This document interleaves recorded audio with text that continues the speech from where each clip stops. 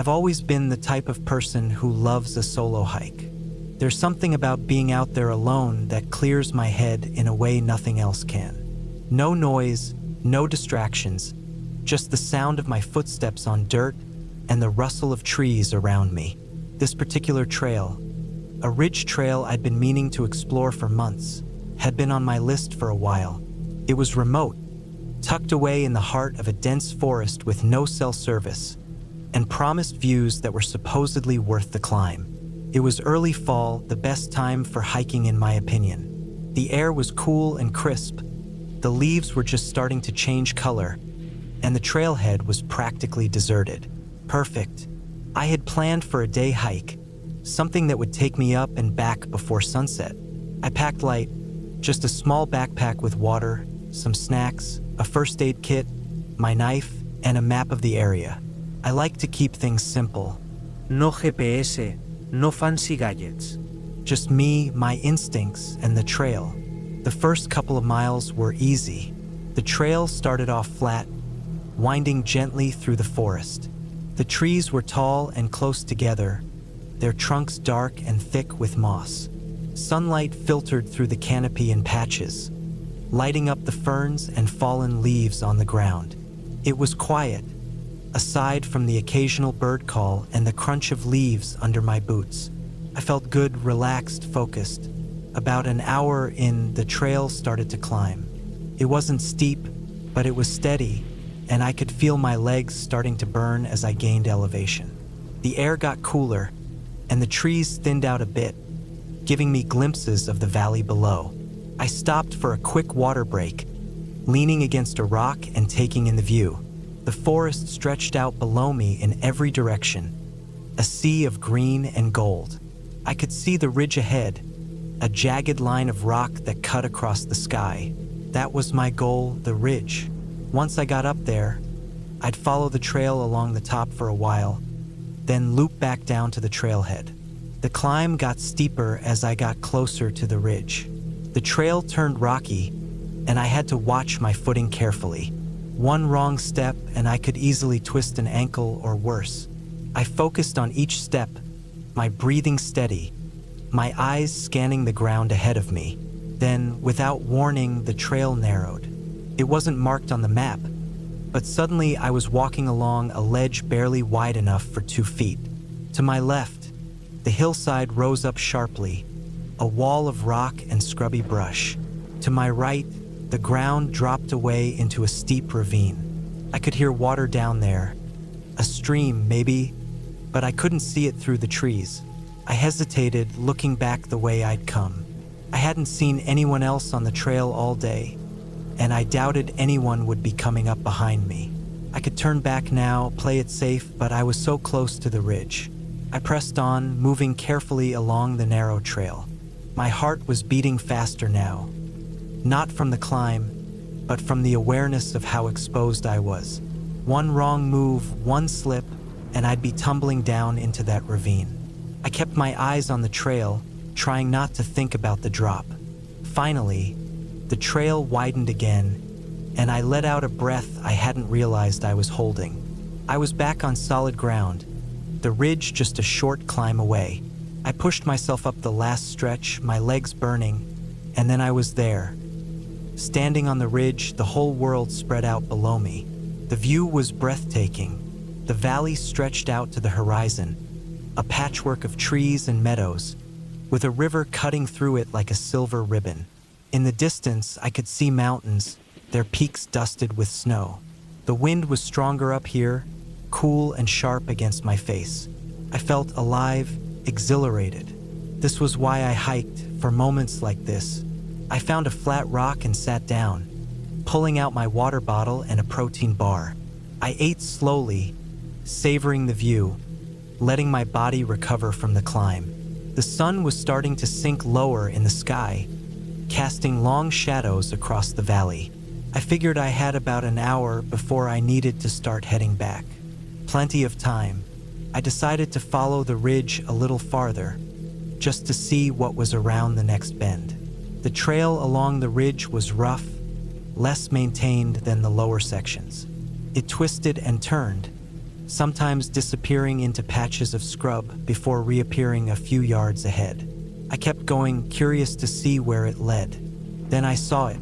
A side trail, barely more than a faint path through the brush, branching off from the main trail. It wasn't on the map, but that wasn't unusual. Trails like this popped up all the time, made by animals or by hikers looking for a shortcut. I hesitated, looking down the side trail. It seemed to lead down into the valley, a shortcut that could save me some time on the way back. But it was narrow, overgrown, and steep. Not the safest option, but tempting. I stood there for a moment, weighing my options. The main trail was longer, but it was safe and familiar. The side trail was risky, but it could be faster. In the end, I decided to take the side trail. I figured I'd go down a little way, see how it looked, and turn back if it got too sketchy. First, it wasn't too bad. The trail was steep, but manageable. I moved slowly, picking my way down the slope, using my hands to steady myself on the rough ground. But the farther I went, the worse it got. The trail grew narrower and steeper, the ground loose and crumbly under my feet. I slipped once, catching myself on a tree root, my heart pounding in my chest. I thought about turning back, but the idea of climbing back up that slope seemed even worse. I kept going, telling myself it would level out soon, that I'd reach the bottom and find an easier way back to the main trail. I was wrong. The trail didn't level out. It got steeper, the trees closing in around me, the ground slick with fallen leaves. I couldn't see the bottom anymore, just an endless slope disappearing into the shadows below. My legs were shaking now, my knees threatening to buckle with every step. I was using my hands more than my feet, grabbing at roots and branches to keep myself from sliding. Then I slipped. It wasn't a big fall, just a few feet, but it was enough. I landed hard on my side, the wind knocked out of me, my left leg twisted beneath me. Pain shot through my ankle, sharp and immediate.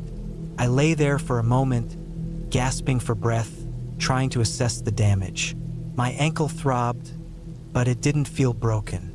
I could move it, but putting weight on it was out of the question. I sat up, my heart sinking as I looked around. The trail was barely visible now, just a faint line through the undergrowth. The sun was lower in the sky, the shadows growing longer and darker. I was in trouble. I knew I had to stay calm, think clearly. Panicking wouldn't help. I pulled out my map, trying to figure out where I was. The main trail was somewhere above me, but I had no idea how far. The valley was below, but it was steep and overgrown, and I didn't know what was down there. I tried to stand, testing my weight on my injured ankle. Pain shot through me, and I had to grab a tree to keep from falling. There was no way I was walking out of here. I sat back down, my mind racing. I had a whistle in my pack, a safety precaution I always carried but had never used. I pulled it out and blew 3 short blasts, the universal signal for help. The sound echoed through the trees, sharp and piercing. I listened, straining for a response. Nothing. I blew the whistle again, louder this time. Still nothing. The forest was silent, the trees pressing in around me, the shadows deepening with every passing minute. I knew I couldn't stay here all night. It would get cold, and I wasn't prepared for an overnight stay. My best chance was to keep moving slowly and carefully, following the trail, or what was left of it, down into the valley. I tore a strip of fabric from my shirt and wrapped it around my ankle as tightly as I could, creating a makeshift brace. It wasn't perfect, but it helped. I found a sturdy branch to use as a crutch and started hobbling down the trail. Every step was agony, but I forced myself to keep going. One step at a time. The light was fading fast, the forest growing darker and more oppressive with every passing minute. I kept blowing my whistle at regular intervals, hoping anyone, would hear me. Then, just as the last light was fading from the sky, I saw it. A flicker of movement through the trees. A flashlight. Relief flooded through me as the light grew closer, and I heard the sound of footsteps on the trail. "Are you okay?" A voice called out. I nodded, too exhausted to speak, and the hiker, an older man with a weathered face and a kind smile, helped me to my feet. "You're lucky I heard your whistle," he said, guiding me back to the main trail. "It's easy to get lost out here." He helped me back to the trailhead, where his car was parked. He offered me a ride back to town, and I gladly accepted. As we drove, I looked back at the ridge, now just a dark silhouette against the sky. I had learned my lesson the hard way. Sometimes the best adventure is knowing when to turn back. And sometimes being found is the best ending you could hope for. I woke up to a thick fog hanging low over the ground, a fog that seemed to swallow up everything in its path. The trees around me were nothing but silhouettes, their outlines barely visible through the mist. I had no idea how I'd gotten here, no memory of the hike, the path, or even when I last checked my phone for the time. It was just me and the fog, the cold and damp air, and a growing sense of dread. I took a deep breath, hoping the fog might lift soon, but the chill in the air seemed to only make it worse. My shoes squelched against the muddy earth as I tried to stand up, my legs stiff from whatever sleep or unconsciousness had held me. The ground was wet beneath me, and I looked around, trying to piece together what was happening. How had I ended up here? The last thing I remembered was the trailhead at the edge of the forest. I'd come out here to get some fresh air, away from the city and all its noise. I'd planned on following a well-marked path, the kind that would loop back to where I started after a few hours. I'd read about the trail online. Perfect for beginners, they'd said. Simple, beautiful views, they'd promised. I had no reason to believe anything could go wrong. But now, I had no idea which way to go. I glanced around the forest, the trees just barely visible through the thick mist. There was a faint path leading off into the woods in front of me, but the ground was so slick that my first few steps nearly made me slip.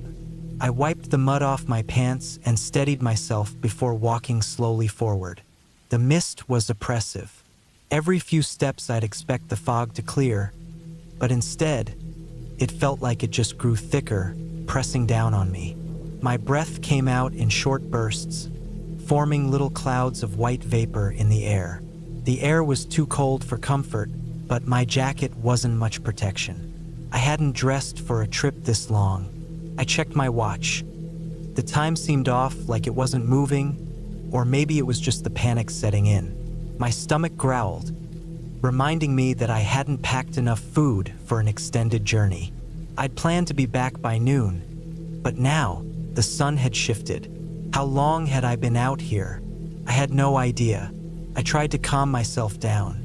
There were always people on these trails, right? There had to be. I kept telling myself that I was fine, that I could just walk back and everything would be okay. But the longer I walked, the more I doubted that idea.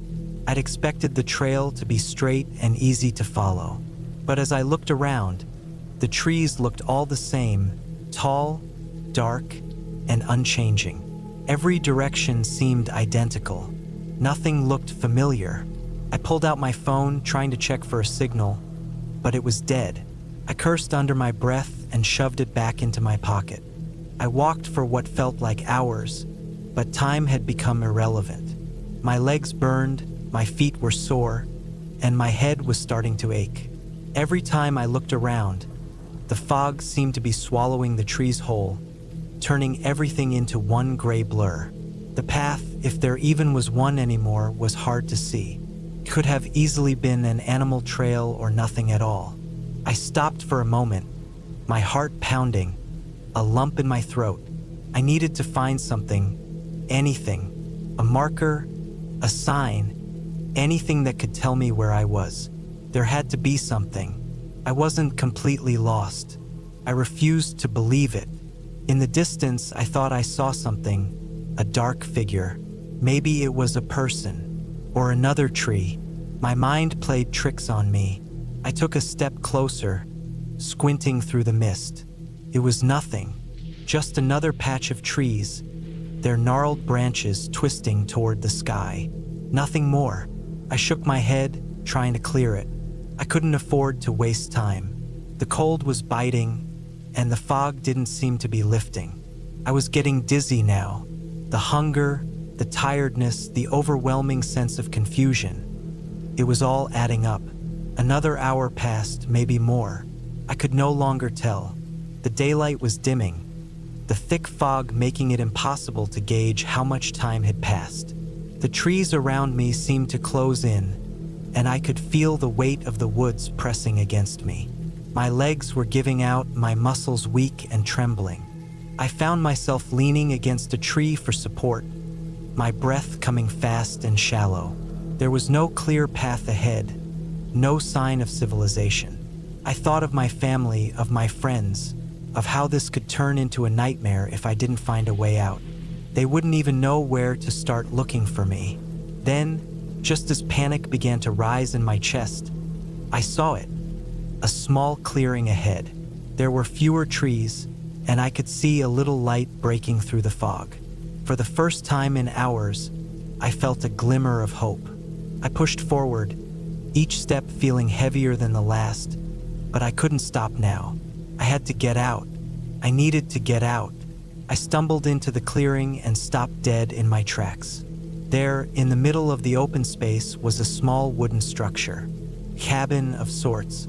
It wasn't much, just a small shack, its wood weathered and covered in patches of moss.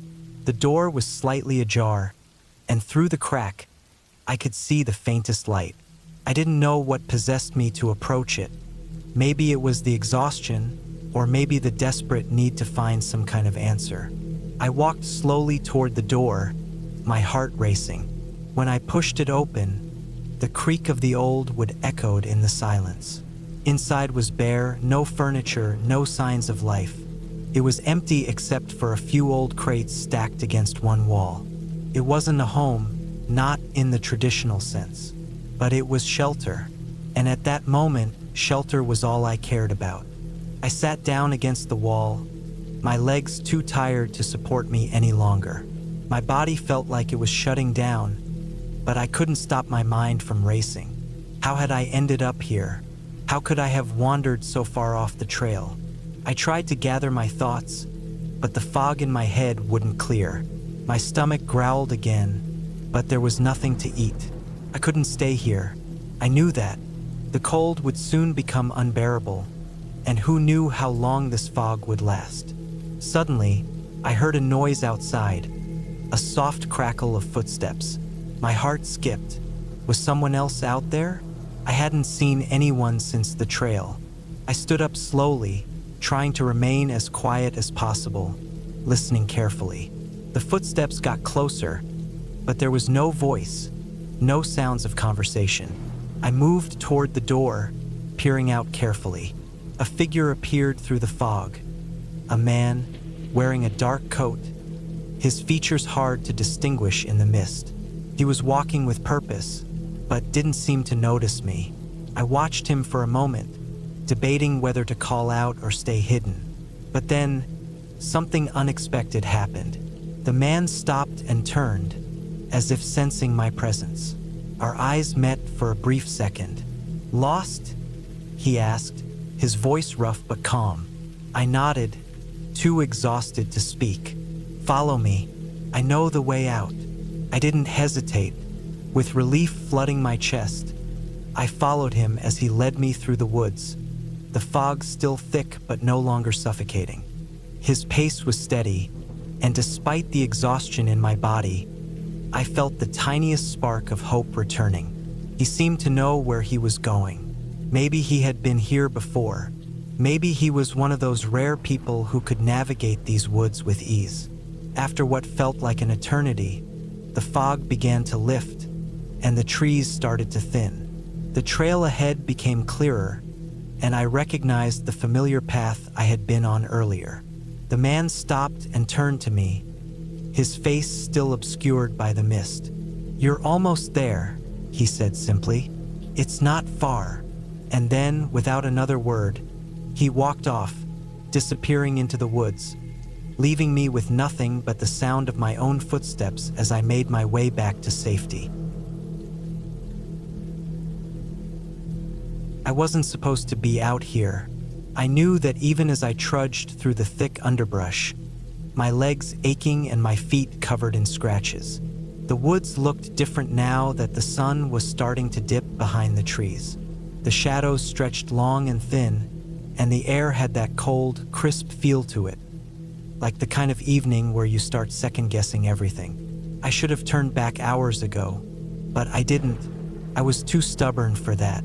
I had made the mistake of following that trail, convinced I could navigate it back to the main path. A small hike, just an hour or so out, I told myself, no big deal. But as the minutes stretched on, I realized how far off I'd gone, how the trees had become denser and the ground uneven. It all started when I noticed the path wasn't as clear anymore. The trail markers were few and far between, and the small, worn trail I'd been walking on was becoming harder to follow. At first, I didn't think much of it. I figured I'd just take a few more steps, and I'd find my bearings. But the longer I went, the more lost I felt. There was nothing but trees, rows of tall, spindly trunks that looked like they went on forever. The ground beneath my boots was uneven, the roots crisscrossing like a tangled mess of veins, and the leaves, thick and damp from the recent rain, made it hard to get a good footing. I tried to backtrack, but the forest had already swallowed up my footsteps. The air was still, almost unnervingly so. I couldn't hear anything. No birds, no wind, no sound at all except for the pounding of my heart in my ears. I kept walking, telling myself that I could figure this out. I had a phone in my pocket, and I'd seen the map before I started. The idea of being lost didn't seem real to me then. But now, the quiet weighed on me, and the farther I went, the more that dread settled deep in my stomach. The branches above creaked, and I froze. I wasn't sure what I'd heard, but something made the hair on the back of my neck stand up. I could feel the weight of the woods pressing in on me. The trees were so close together now, the spaces between them narrow, and the canopy above had thickened to the point where hardly any light filtered through. Felt wrong. I checked my phone, hoping for some kind of reassurance, but the screen was blank. No signal. Of course, I should have known better than to rely on it. I had a compass in my pack, though. Still, it wasn't much help when the world around me looked like an endless sea of green. Minutes turned to hours. I hadn't planned to stay out this long, but there I was. The sun was almost completely gone, and the sky was a dull, deep blue, the kind that made everything look like a shadow. I tried to steady my breathing to keep myself calm. I wasn't panicking. I told myself that, but the trees around me, they seemed taller, more imposing now, like they were watching me. The path, if you could even call it a path, had all but disappeared. I checked my watch. It was nearly 7 p.m. I should have been back by now. I knew the smart thing would be to stop and stay put until morning. But something inside of me kept pushing forward, as though I might stumble across the trail any second now. And then, just when I thought things couldn't get worse, I heard something. A snap far off in the distance. I stopped dead in my tracks, holding my breath. My first thought was that it was an animal, a deer maybe, or even a bear. I had read that bears were active at this time of year, and I had heard the stories, how they were territorial, how they might come closer to human areas during certain seasons. But this, it didn't feel like an animal. It didn't feel like anything natural. The snap came again, closer this time. Too close. My heart skipped a beat.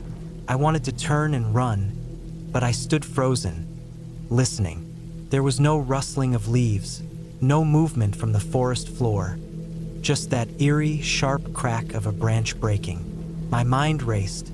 Who else could be out here? I took a slow step backward, trying to make no noise, my breath shallow. It was then that I realized how silent the forest had become. Everything had stopped. Not a bird, not a breeze, It was just me and the unsettling crackling of the branches in the distance. I had to get out. I had to find the path. I stumbled forward, heart pounding. Every crack of a branch, every rustle of leaves seemed louder now, like the entire forest was alive and aware of me. I had never felt so small, so exposed. I told myself not to look back, but the urge was unbearable. I had to know if I was being followed, or if it was just my imagination playing tricks on me. I turned my head just for a second, and that was when I saw it. In the far distance, between two massive trees, there was a figure. At first, I thought it was a person, maybe another hiker, someone who had gotten lost too. But as I stared, I saw the truth. The figure didn't move. It just stood there, half hidden in the shadow of the trees. And it wasn't human. It was too tall, too still. My blood ran cold. I turned away quickly, my feet slipping on the wet ground as I tried to scramble in the opposite direction. My head was spinning. I needed to get out, but the trees felt like they were closing in on me, the path I was following becoming more and more indistinct. I was lost, completely, utterly lost. Minutes, maybe hours, passed, but I didn't know how long I had been walking. The sky was dark now, and the air had turned colder. My hands were numb, my legs were stiff, and I was beginning to feel dizzy. I wasn't sure if it was the exhaustion or the fear, but I had started to hallucinate. In the corner of my eye, I saw the figure again. This time, it wasn't far away, not in the distance. It was right there between two trees, standing motionless. I gasped, stumbling back, but I refused to look again. Couldn't. My breath was ragged, and I pushed myself faster through the woods, hands shaking as I gripped the branches around me, pushing through the underbrush. I needed to get out, but where was the way? Then, in the distance, I saw something, a clearing, a real open space.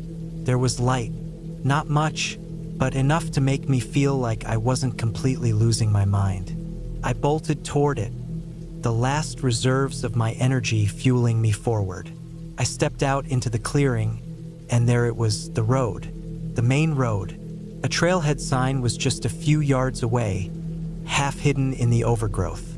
The relief was so overwhelming that I almost collapsed. I was shaking, covered in dirt, branches tangled in my hair, but I had made it. I looked back toward the woods, that dense, endless thicket of trees that had felt like it was closing in on me. But now it was just quiet, peaceful even. There was no sign of the figure, no snap of branches.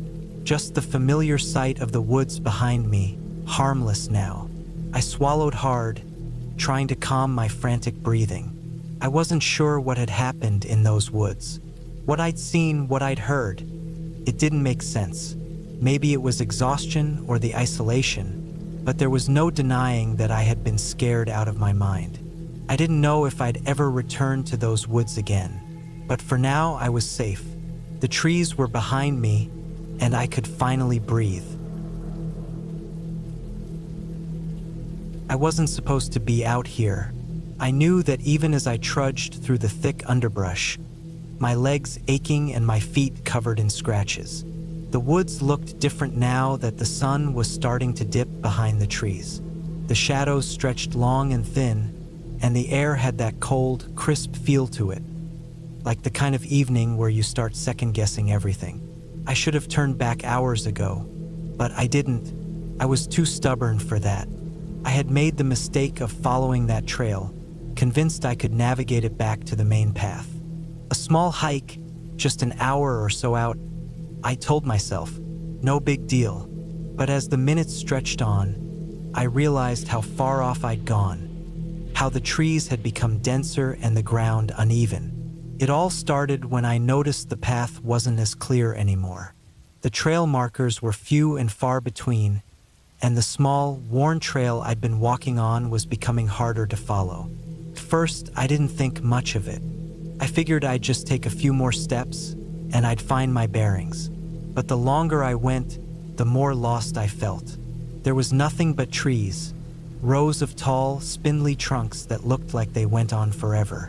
The ground beneath my boots was uneven, the roots crisscrossing like a tangled mess of veins, and the leaves, thick and damp from the recent rain, made it hard to get a good footing.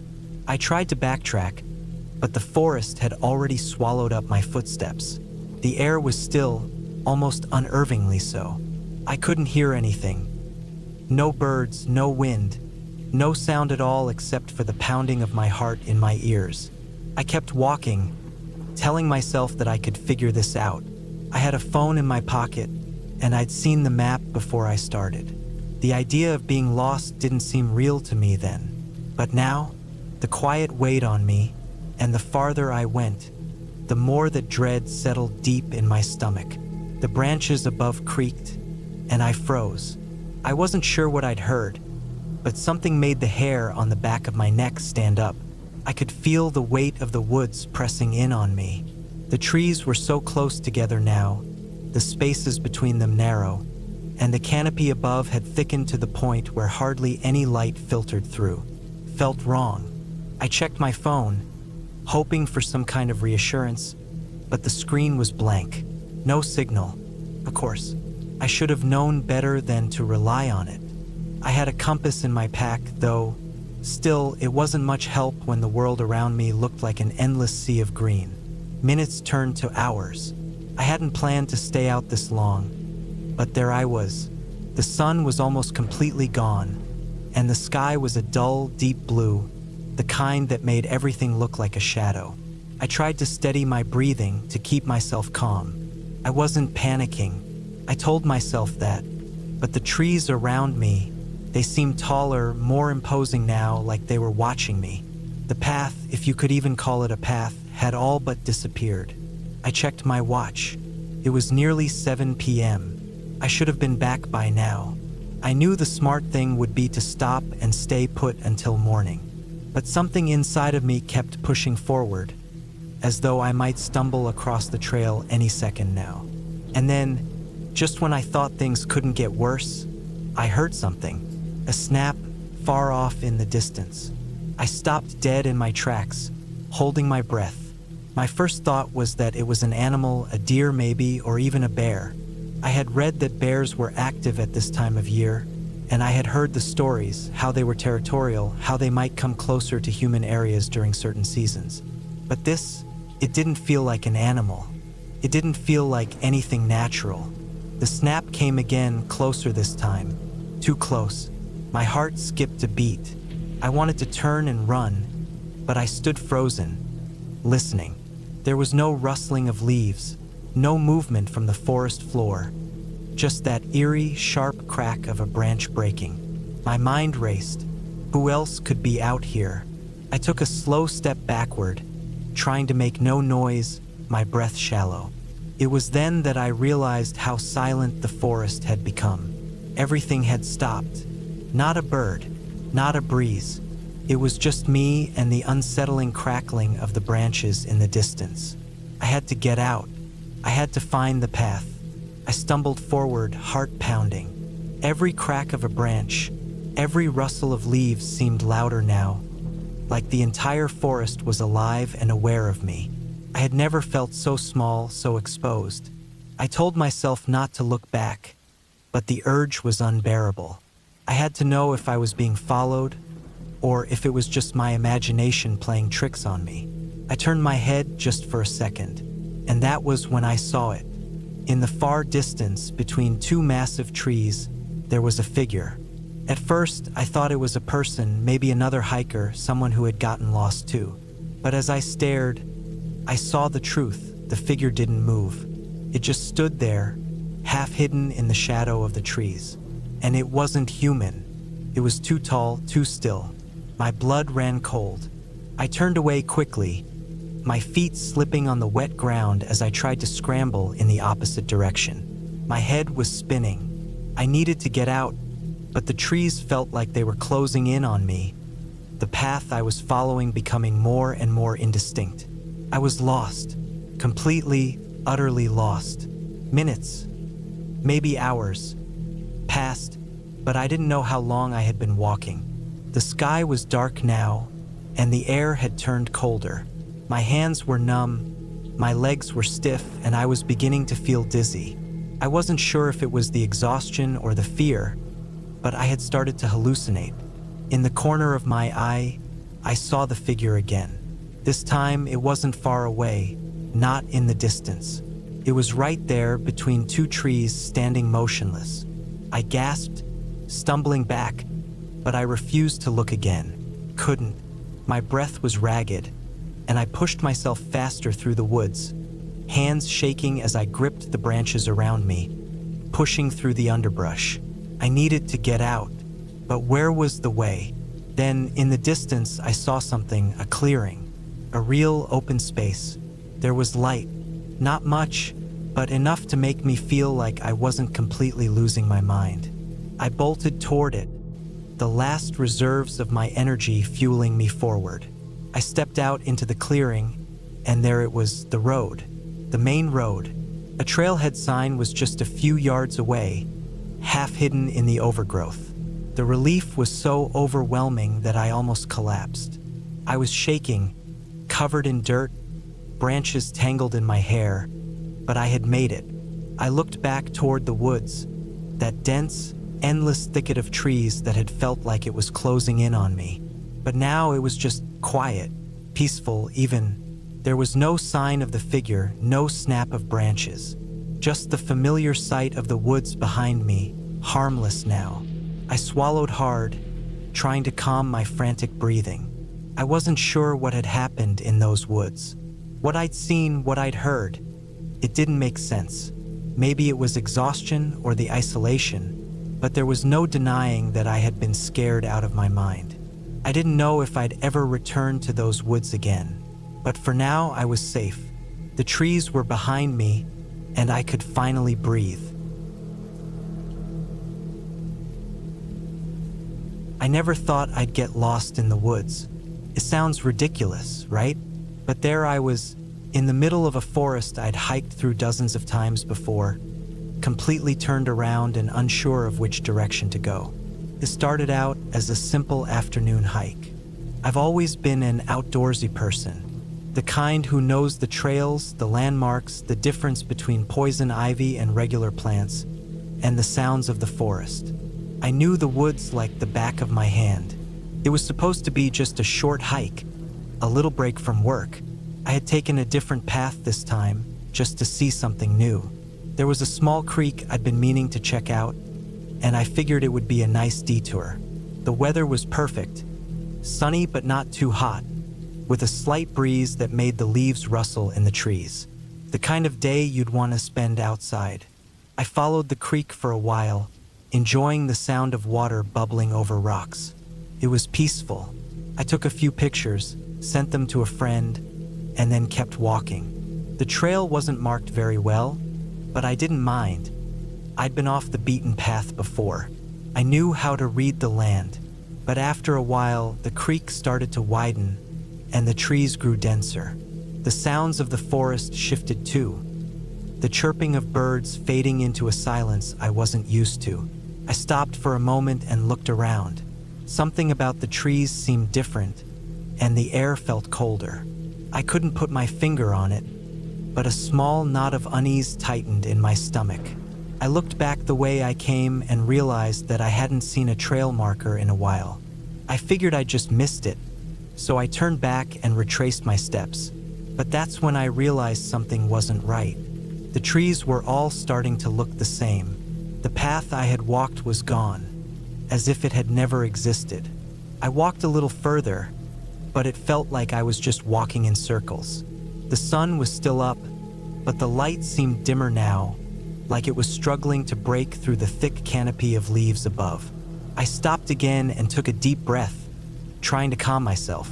I wasn't panicking yet, but the air felt too still, and I couldn't shake the feeling that I wasn't alone. I knew there were no bears around here. This part of the woods wasn't known for them, but something about the silence made me feel like I was being watched. I pulled out my phone to check the map, but there was no signal. Of course, there wasn't. That always happened in these areas. The battery was at 40%, but I knew better than to rely on it. I shoved it back in my pocket and kept walking, trying to think of anything that might help me find my way back. The sun was starting to dip lower in the sky, and I knew I had to get out of here before it got dark. It wasn't a dangerous forest, but even familiar places change after nightfall. I started walking faster, my footsteps crunching on the forest floor, the sound of my breath filling the otherwise quiet air. Then I heard something. It was faint, like a soft crackling sound. At first, I thought it might have been an animal or maybe just the wind, but when I stopped and listened, I realized it was too consistent to be nature. It was something moving. I didn't know what it was, but I knew I didn't want to find out. I moved quickly in the opposite direction, my heart beginning to race. The sound kept following me, always just behind me, as if whatever it was mimicking my steps. I didn't dare turn around. I kept walking and walking. Every direction I looked, it felt like the forest was closing in on me, each tree looking like a wall, trapping me in. My thoughts raced, trying to come up with a plan. But the longer I was in the woods, the less sense everything made. Then, I spotted a faint light in the distance, just a glow through the trees. For a moment, I thought it was an illusion, but I decided to make my way toward it. It had to be something, maybe a ranger station, or even another hiker, anything to break the eerie silence that had been suffocating me. I pushed through the underbrush, the light getting brighter the closer I got. The glow wasn't a campfire or a lantern, though. It was just a soft, unnatural light, like the reflection of sunlight on the leaves, but it wasn't coming from the sun. My gut told me to turn back, but I was desperate.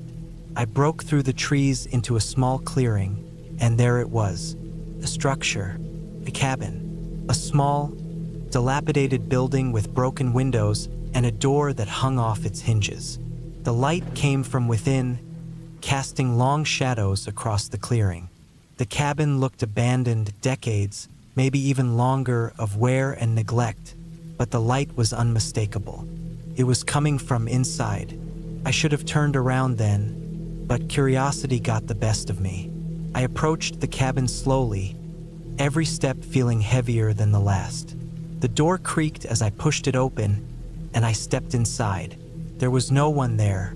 The inside of the cabin was dusty and empty, the floor covered in layers of grime. Cobwebs hung in the corners, and the air smelled stale.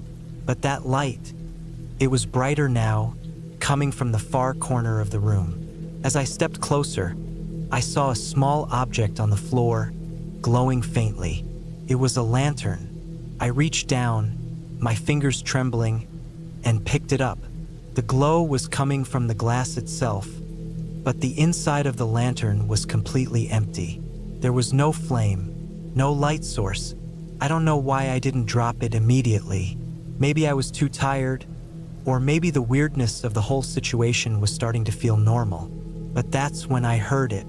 The sound again, a crackle, a step, a soft breathing. I spun around.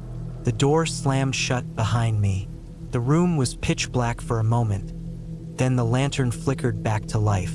But this time, it wasn't just glowing. It was lighting up the entire cabin. I stood there, frozen. I wasn't alone. There was someone standing in the far corner of the cabin, their back to me. I couldn't make out any details, just a dark, hunched figure. I had to get out of there. I had to. I ran to the door, the lantern lighting my way, and slammed it open. The figure didn't move. I didn't stop to look back. I sprinted through the woods, adrenaline coursing through my veins. The trees blurred around me, the ground uneven under my feet. I had no idea where I was anymore, but I kept going. The forest didn't feel like the same place anymore. It was alien, shifting, moving with every step I took. The air felt thick and heavy, almost suffocating, and every rustle in the underbrush sent a shock of fear down my spine. Then, just as suddenly as it had started, I broke through the trees. I stumbled out into an open field, the light of the setting sun finally breaking through the thick canopy above. I wasn't far from a road, and I could see a car parked in the distance. The relief I felt in that moment was indescribable.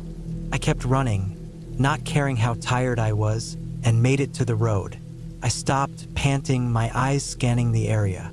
I didn't see anyone else, but I couldn't shake the feeling that I was still being watched. I made my way to the nearest town after that, eventually finding a ranger station and telling them what had happened. They didn't believe me at first. Of course they didn't. But after some digging, they confirmed there was an old, long-forgotten cabin in those woods, one that had been abandoned for decades. They never found anyone in the woods, but I knew what I saw, what I heard, and I don't think I'll ever step foot in those woods again. I'm not sure what it was. A trick of the mind, maybe, some kind of mirage. But whatever it was, I'll never forget it, and I don't think I'll ever truly escape it. I had been hiking for hours now, and the thick canopy above me made everything feel dim and suffocating. It was the kind of forest you see in old movies, dark, dense, and seemingly endless. I had read up on the trail before heading out. Supposedly, it was a quiet, scenic route, but now that I was deep in it, I couldn't shake the feeling of being watched. The air was thick with humidity, and the scent of damp earth was heavy in my nostrils.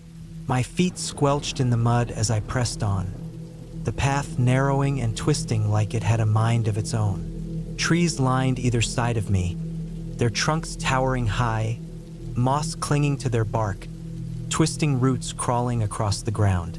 Felt like they were reaching out, trying to pull me deeper into the woods. I glanced at my phone. No signal. Of course, that's always how it goes. The thought of turning back crossed my mind, but the thought of retracing my steps through the same winding trail felt worse. My body felt heavy, tired from the weight of the backpack and the day's hike, but I pressed forward. It was supposed to be an easy hike. What was I worried about? The deeper I went, the quieter it became. The usual forest sounds, the rustling of leaves, the occasional bird chirping, faded. In their place, there was a low, almost imperceptible hum. Couldn't place it. It wasn't from the trees or the wind. It didn't belong here. I paused, looking around. The stillness felt unsettling. My breath quickened, but I brushed it off as nerves. Nothing to worry about, just keep going. The trail started to rise, and I climbed higher, the slope growing steeper with each step. My legs burned, my boots sinking into the soft dirt. Every so often, I'd pass a small clearing, but there was no sign of anyone else. I hadn't seen another hiker in hours. That in itself wasn't odd. The trail wasn't exactly popular, but it wasn't comforting either. After what felt like an eternity, the trail began to level off, and I could hear the faint sound of running water ahead. A stream, maybe. I pressed on, eager for a break. The forest started to open up a bit, the trees less dense. The sound of the stream grew louder, and soon enough, I came across it. A narrow, rocky creek, its water flowing clear and cold. I stopped for a moment, letting my feet rest, dipping my hand into the water. The coolness was a welcome relief against the heat of the day. I sat on a large rock by the edge of the stream, pulling out my water bottle and sipping. The forest still felt off, like something wasn't quite right. I had always enjoyed the solitude of hiking, the quiet, but today it was different. There was an unease in the air that I couldn't shake. I glanced around again. The trees were still, the only movement the gentle rustling of leaves in the breeze. But then I noticed something, just a flicker in the corner of my eye, a shadow. I turned my head quickly, my heart pounding, but saw nothing. The trees, the rocks, the creek, everything seemed normal, too normal. I shook my head. It's nothing, I muttered to myself. Maybe it was just my mind playing tricks on me. I was tired, hot, and a little too focused on the eerily quiet surroundings. No one else had come this way for a while, it seemed. That was all. I stood up and continued down the trail, following the stream as it wound its way through the woods. The trail was narrowing again, and I had to step carefully over rocks and roots. The sound of the creek was now constant, rushing beside me as I walked. My mind wandered back to the noise I thought I'd heard earlier. What was that hum? And why had the forest gone so quiet? It wasn't normal for everything to go silent like that. I reached a bend in the trail, the water running louder as I rounded the corner. But then I froze. Something was wrong. At first, I couldn't place it, but then it hit me. I was no longer hearing the creek. The sound had vanished. I stepped forward cautiously, looking around. The forest had grown unnaturally still. The air felt thick, almost oppressive, like the weight of the silence was pressing in on me. A flicker of movement caught my eye again, but this time, I wasn't imagining it. There, between the trees, I saw it, a figure. Someone standing in the distance, partially obscured by the trunks. I blinked, rubbed my eyes. The figure was gone, but the feeling of being watched didn't leave. I quickened my pace, trying to convince myself it was nothing, just my mind playing tricks again. But the feeling lingered, crawling under my skin, making my pulse race. The trail dipped down into a small hollow, and ahead of me, I saw a narrow bridge crossing over the creek. The water beneath it rushed in a way that sounded louder than before. I made my way toward the bridge, my footsteps quick and uneven, the hairs on the back of my neck standing up. I crossed the bridge quickly, the wooden planks creaking beneath my feet. Once across, I felt a brief sense of relief, but only for a moment. The eerie feeling remained, thick as ever. Then it happened. A loud snap, a twig breaking. Someone or something was behind me. I spun around, my heart slamming in my chest. The woods were empty, but I could feel it now. Someone was there. I could feel their presence, just out of sight, lurking in the shadows between the trees. I didn't wait around. Panic flooded me as I started to run, the sound of my footsteps echoing through the trees. The trail twisted and turned, but I didn't care about the path anymore. I just needed to get away, to get back to where I'd come from. The trees seemed to close in on me as I ran. The air was thick with the scent of pine, damp earth, and something unfamiliar, a metallic tang that I couldn't place. My breath came in ragged gasps, my legs burning with the strain of running. I pushed myself harder, ignoring the ache in my chest. The trail stretched on endlessly, each step heavier than the last. I glanced back, half expecting to see something or someone following me, but there was nothing. The woods were still.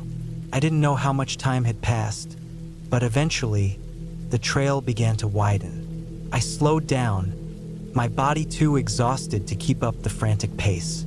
The dense forest had opened up into a clearing, and I saw the familiar outline of a cabin in the distance.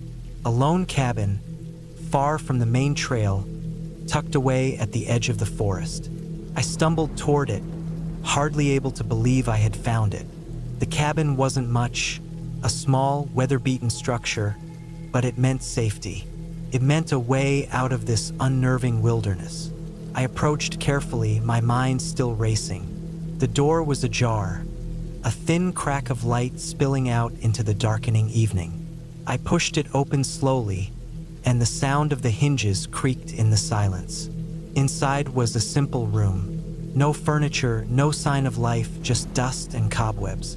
A long-forgotten shelter, it seemed, but it was shelter nonetheless. I stepped inside, closing the door behind me with a soft click. I let out a breath I didn't realize I had been holding, my heart slowly returning to normal. I'd made it. I leaned against the wall for a moment, trying to gather my thoughts. What had just happened? Was it the woods playing tricks on me?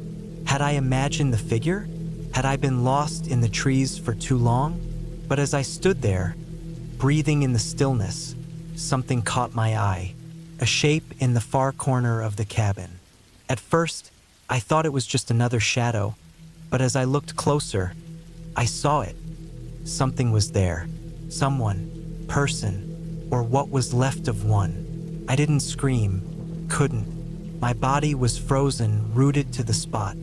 The figure was slumped against the wall, covered in dirt, eyes wide open. The body looked wrong, distorted. I didn't need to see any more. I backed out of the cabin, my legs shaking, my mind too scrambled to process what I had just found. I had to leave, had to get out of there. I ran. By the time I finally found my way back to the main trail, the sun had dipped below the horizon, leaving the woods in a cloak of darkness. But the forest was no longer silent. I heard the distant sound of the creek again, the rustling of leaves, and the unmistakable sound of footsteps behind me. But this time I wasn't alone. The cabin was isolated. I had rented it from an old family friend who lived a few hours away. They spoke about it like it was a gem, nestled in the woods and perfect for unwinding. But when I first arrived, something felt off about it. The cabin was old, the kind of structure that looked as if it had been neglected for years. Its wooden beams groaned in the wind, and there was a layer of dust over everything, even though it wasn't abandoned. I had wanted solitude. My work had become overwhelming, and I thought spending a few days by myself in the wilderness would clear my head. I pulled up to the driveway, the gravel crunching under my tires as I parked. The sun was setting, casting long shadows on the trees that surrounded the cabin. The area was quiet, too quiet. I didn't hear a single bird call. No sounds of wildlife, just the soft rustle of leaves in the wind. I grabbed my bag and stepped out of the car. The air was crisp, but it carried a strange dampness, like something had been sitting stagnant for a long time. I couldn't put my finger on it. It wasn't a bad smell, but it wasn't fresh either. The front door creaked as I opened it, the hinges protesting. Inside, the air smelled like wood and something else, stale, like it hadn't been ventilated in ages. The cabin itself was small but cozy. A stone fireplace sat to the left of the entry, and there was a couch and a few armchairs scattered around a wooden coffee table. The walls were covered in old photographs, black and white images of people I didn't recognize. They were smiling in some, but the smiles felt off, forced in a way that didn't sit right with me. I dropped my bag onto the couch and walked to the window. The view was beautiful, the woods stretching endlessly into the distance. But even then, I could feel that stillness. The world outside was silent, and it felt like the silence was pressing in on me. I tried to shake off the feeling. I came here for peace, and I wasn't going to let my nerves get the best of me. The first night went by uneventfully. I cooked myself a simple meal, watched a bit of TV, and went to bed early. The sounds of the forest outside seemed to get louder as the night wore on. I could hear the wind picking up, the branches scraping against the cabin. It wasn't enough to keep me awake, though. I fell into a deep sleep, the kind where you forget where you are for a while. But the next morning, things started to get strange. When I woke up, I noticed a faint smell. Burnt wood. It wasn't strong, but it lingered in the air, like someone had used the fireplace. The only problem was I hadn't lit a fire. I walked to the living room, my feet making soft thuds on the wooden floor. Nothing seemed out of place. The logs in the fireplace were cold, the ashes untouched. I chalked it up to my imagination and decided to go for a walk outside. The woods were dense. As I wandered, I kept expecting to see some kind of wildlife, a deer, maybe a rabbit, but there was nothing, just trees and the quiet hum of the wind. My footsteps crunched on the fallen leaves, the only sound that broke the stillness. After a while, I found myself near a small stream. It wasn't much, just a trickle of water weaving through the rocks, but the air around it felt different, thicker. I couldn't shake the feeling that I was being watched. I turned to head back to the cabin, but as I walked, something caught my eye. A piece of cloth, caught on a branch, fluttering gently in the wind. It was an old, tattered rag. I took a step closer, instinctively reaching out to pull it off the branch. The moment my fingers touched it, I heard a snap behind me. I froze, my heart racing. But when I turned around, there was nothing. The woods were empty, the only sound my own breath coming in ragged bursts. I forced myself to shake it off. It was just the wind or an animal, I told myself. There was no one here. Still, something had changed. The air felt thicker, heavier. I hurried back to the cabin, my pace quickening with every step.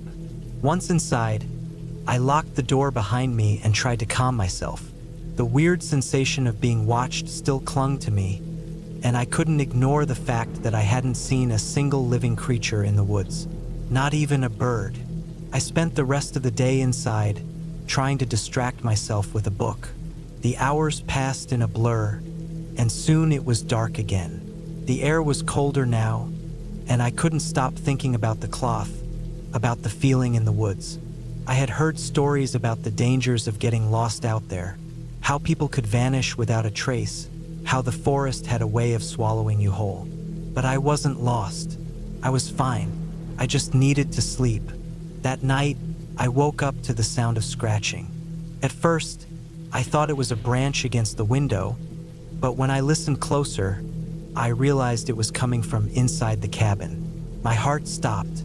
It was soft at first, just a faint noise, but then it grew louder, more deliberate. Someone or something was scratching at the walls. I grabbed my phone, the screen casting a faint glow in the dark room. I checked the time, 2:42 a.m. My hands shook as I dialed the number for the cabin's owner. No answer. I tried again. Nothing. The scratching continued, now accompanied by a faint thumping sound, like someone was pacing back and forth just beyond the walls. I could feel my pulse in my ears, the dread creeping over me like a thick fog. I told myself it was just an animal, a raccoon or something, maybe, but deep down I knew it wasn't. I waited in silence, trying to listen for any other sounds. After what felt like an eternity, the noise stopped. Everything went quiet again, but it wasn't the same as before. The silence felt unnatural, too quiet. I didn't sleep the rest of the night. The next day, I was exhausted. My mind kept replaying the sounds from the night before. I had to get out of there. But when I went outside to pack up my things, I noticed something strange. The car's tires were flat, all 4 of them, and there was no sign of anything that could have caused it. No nails, no glass, no rocks. Just flat tires, like something had deliberately done it. I was trapped. The panic hit me then. I didn't know what was going on, but I had to get out. I couldn't stay here another minute. I grabbed my phone again, this time calling a tow truck. But again, no answer. I tried again and again, nothing. My mind raced as I looked around. The woods seemed closer now, the trees pressing in on me. I felt like they were closing in, like the walls of the cabin were shifting. I grabbed my bag, determined to hike out to the nearest road. But when I tried to open the door, it wouldn't budge. It was stuck. I pulled, pushed, kicked, but it wouldn't open. I turned around, my eyes scanning the cabin for anything I could use to break the door down. But there was nothing, just old furniture, old pictures, and that heavy, oppressive silence. I started to panic, my breathing shallow and quick. What was happening? What was going on here? That's when I heard it again, the scratching. But this time, it wasn't coming from the walls. It was coming from inside the cabin, from the attic. I grabbed a chair, stood on it, and tried to push open the attic door. Creaked as I pried it loose. Inside, the space was dark and filled with old, forgotten things. Boxes, dusty furniture, and piles of things I couldn't make out in the dim light. But at the far end, something caught my eye. A figure, someone or something, was standing in the shadows just beyond the light. I froze, my heart hammering in my chest. And then, slowly, the figure stepped forward. It was a woman. She was tall, thin, with pale skin and wild, unkempt hair. She was wearing an old, tattered dress, like she had been living in the attic for years. But her eyes, they weren't right. They were wide, unblinking, and filled with an emptiness that made my blood run cold. I couldn't move. I couldn't speak. I could only watch as she took a step toward me, her feet making no sound on the floor. But then, something changed. The cabin didn't feel like it was closing in anymore. The air grew lighter, and the oppressive feeling lifted. The woman, no, the figure, stopped moving. She didn't approach me, didn't make a sound. She just stood there, staring. And then, without another word, she turned and walked into the darkness of the attic, disappearing into the shadows. I didn't wait around. I shoved the attic door closed and ran down the stairs out of the cabin into the woods. I don't know how long I ran, but eventually, I found the road. The air felt different out there, fresher. The sun was setting again, but this time, I didn't feel alone. The woods were behind me now. Whatever had happened in that cabin stayed there. And as I reached the road, I finally saw a car passing by. I didn't look back. It was supposed to be a quiet weekend getaway. Just a break from the rush, the noise, the constant pressure. A chance to reset. The cabin, tucked far away from any nearby towns or civilization, seemed perfect. Nestled deep in the woods, accessible only by a winding dirt road, it promised peace and solitude. No distractions. Just the wind rustling through the trees and the occasional bird call. I thought I'd leave behind the chaos of my everyday life and find some kind of clarity. The drive there had been longer than I expected.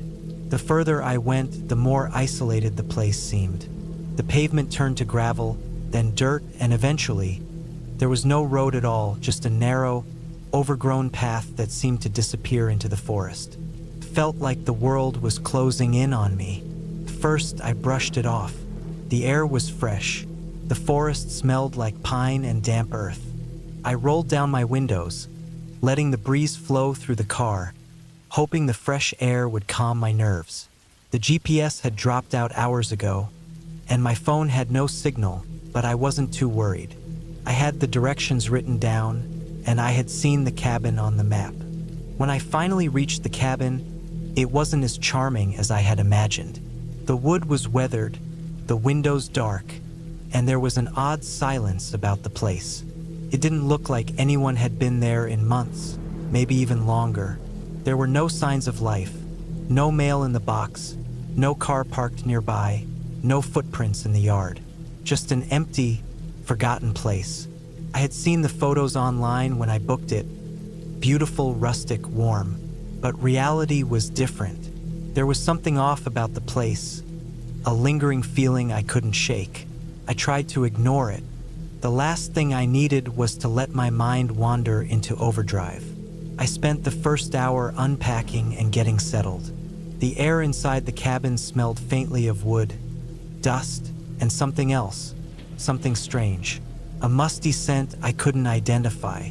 I opened the windows to let in some light and fresh air. The rooms were sparsely furnished, but it had everything I needed. A small kitchenette, a bedroom with a king-sized bed, and a living area with a cracked fireplace. It was cozy, if not a little too quiet. After I made some tea and ate, I decided to take a walk around the property. It was mid-afternoon by this point, and the sun was still high, casting long shadows on the forest floor. I figured I could explore a bit before it got dark. The woods surrounding the cabin were thick, but the trail was easy to follow. The ground was soft underfoot, covered in pine needles, moss, and fallen leaves. I wandered farther than I intended, lost in my thoughts. I wasn't paying much attention to my surroundings, just walking and breathing in the cool, fresh air. It was then that I noticed the strange marks on the trees. At first, I thought it was just natural wear, maybe scratches from animals or weathering from the elements. But the deeper I went, the more I saw long, deep gouges running up the trunks. They were too precise, too deliberate to be the result of wind or animals. Some of them were fresh, the bark still shredded, like something had clawed at the trees with incredible force. I stopped, a shiver crawling up my spine. I looked around, but there was nothing unusual. The forest felt unnervingly still. There wasn't even the typical sound of insects or birds, just silence. I tried to shake off the feeling of unease that started to creep up on me. Maybe it was just some animals or something else that I wasn't familiar with. But as I made my way back to the cabin, I couldn't help but feel like I wasn't alone. That night, things only got worse. The quiet, which had once seemed peaceful, now felt oppressive. The wind howled through the trees outside, rattling the windows, but there was no rain, no storm, just an unnatural gust that shook the whole cabin. The fire crackled in the hearth, but it wasn't enough to push back the chill. I pulled a blanket around me and tried to watch TV, but there was nothing on. The signal was dead. Around 11 p.m., I heard it, a noise that was hard to place at first, but unmistakable once I focused on it. Faint scratching. At first, I thought it was just the wind, or maybe an animal outside, but then it came again, closer this time. A low, rhythmic scraping against the side of the house. My heart began to race. I told myself to stay calm. It could just be a branch brushing against the cabin, or maybe an animal wandering too close. But as the sound continued, I couldn't ignore the growing feeling that something, or someone, was out there. I grabbed a flashlight and went to the front door, peering through the small window next to it. The darkness outside was absolute. The beam of the flashlight barely cut through it. I saw nothing, just the dense trees surrounding the cabin. But the scratching was still there, now louder and more frantic. My thoughts spiraled. What if someone had been out there all along? What if I wasn't alone in the woods? I didn't want to believe it. I told myself it was nothing, but the thought gnawed at me, and I couldn't shake the unease that had taken over my entire body. I checked the locks on the door and windows again, then again just to be sure. I stayed up most of the night, listening to the occasional scraping sound, feeling like my skin was crawling. It didn't help that the wind had picked up, now howling like a living thing, but the noise outside didn't match the wind. It was something deliberate, something intentional. At some point, I must have fallen asleep, though I don't remember when. I woke up suddenly, in the dead of night, my body frozen in fear. The cabin was silent now. No wind, no scratching. Just the quiet hum of the refrigerator in the kitchen and the soft creak of the house settling. But then came the knock. It was soft at first, almost like a tap, but it was unmistakable. A knock at the front door. I held my breath, trying to make sense of what I was hearing. I didn't move, didn't even dare to blink. The knock came again, this time louder and more insistent. I was terrified. My mind raced, but I couldn't think clearly. I thought about the scratches on the trees, the eerie silence in the woods, the scraping noises from outside the night before. My heart was pounding in my chest, my palms sweating. I told myself it was just a person, a lost traveler, maybe. But deep down, I knew something wasn't right. I decided to check the peephole on the door. Slowly, I moved toward it, my hands shaking. I pressed my eye to the small lens, scanning the area outside. There was no one there. Relief flooded through me for a split second, but then I noticed something. In the shadows just beyond the porch light, there was a shape, a figure standing motionless. It was too dark to see clearly, but it was tall and unnaturally still. I stepped back from the door, my breath catching in my throat. The knock came again, this time with more force. I didn't know what to do. I felt trapped. There was nowhere to run, no one around for miles. My mind raced through every possibility. Could it be someone playing a prank? Or was it something far worse? I slowly backed away from the door, holding my breath. The figure outside didn't move. It stood there in the dark, unmoving, like a shadow in the night. Then, as if on cue, the figure turned and disappeared into the trees. I stood frozen for a long time, too afraid to move, too afraid to breathe. The silence outside was deafening. I waited, listening for any sign of movement. There was nothing, just the sound of my own heartbeat thumping in my ears. Eventually, I couldn't take it anymore. I grabbed my keys and bolted out of the cabin, not caring about anything else. I didn't look back as I drove away, the dark woods fading in the rearview mirror. I never found out who or what was out there that night, but I never went back to that cabin, and I never will. Whatever it was, whatever was lurking out there in the woods was real, and it still haunts me to this day. It started with a simple decision, a weekend away from everything. I needed to disconnect, get away from the noise of the city, and recharge. A cabin in the woods seemed like the perfect place. No cell service, no distractions, just me and the quiet. I found the cabin online. It was isolated, perched on the edge of a small forest, surrounded by towering trees. The pictures showed a rustic, wooden structure with a stone fireplace and a porch that overlooked a tiny lake. It looked peaceful, an idyllic retreat from the chaos of life.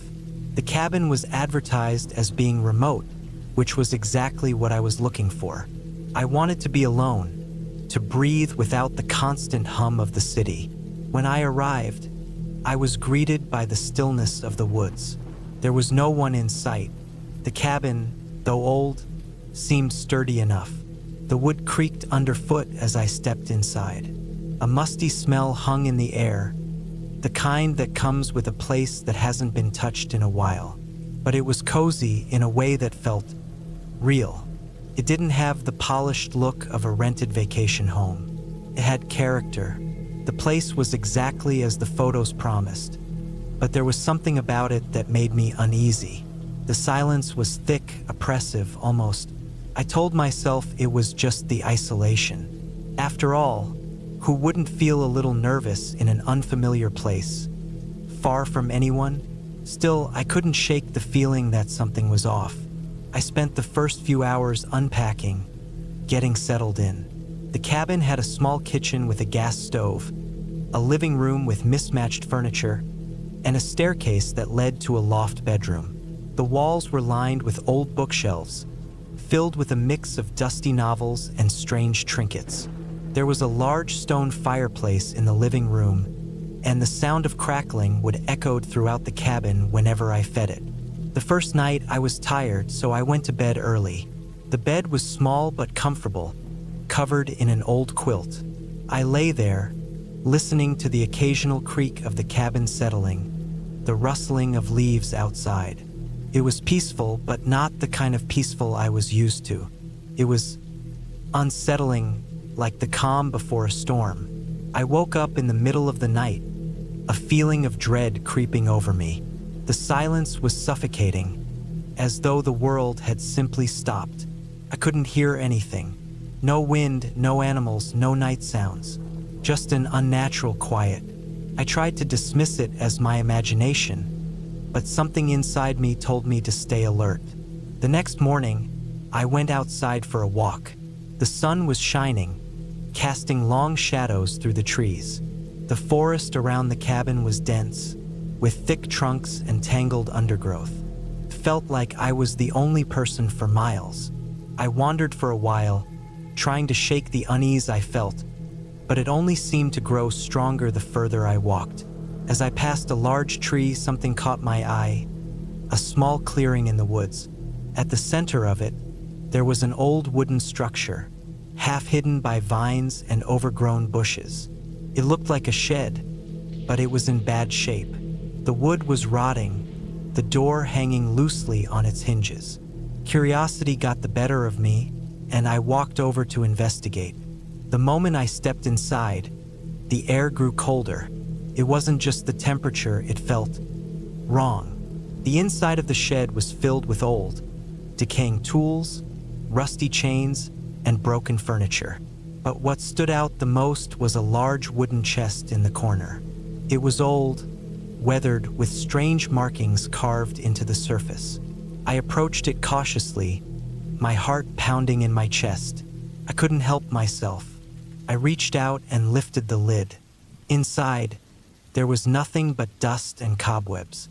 But beneath the dust, something caught my attention. A small, tattered book. I picked it up, brushing the dirt off the cover. It looked ancient, the pages yellowed with age. There was no title, just a symbol. A strange, swirling shape that seemed to move when I looked at it. I opened the book, flipping through the pages. The handwriting was messy, as though written in a hurry. There were drawings, too, disturbing images of people and animals twisted in unnatural positions.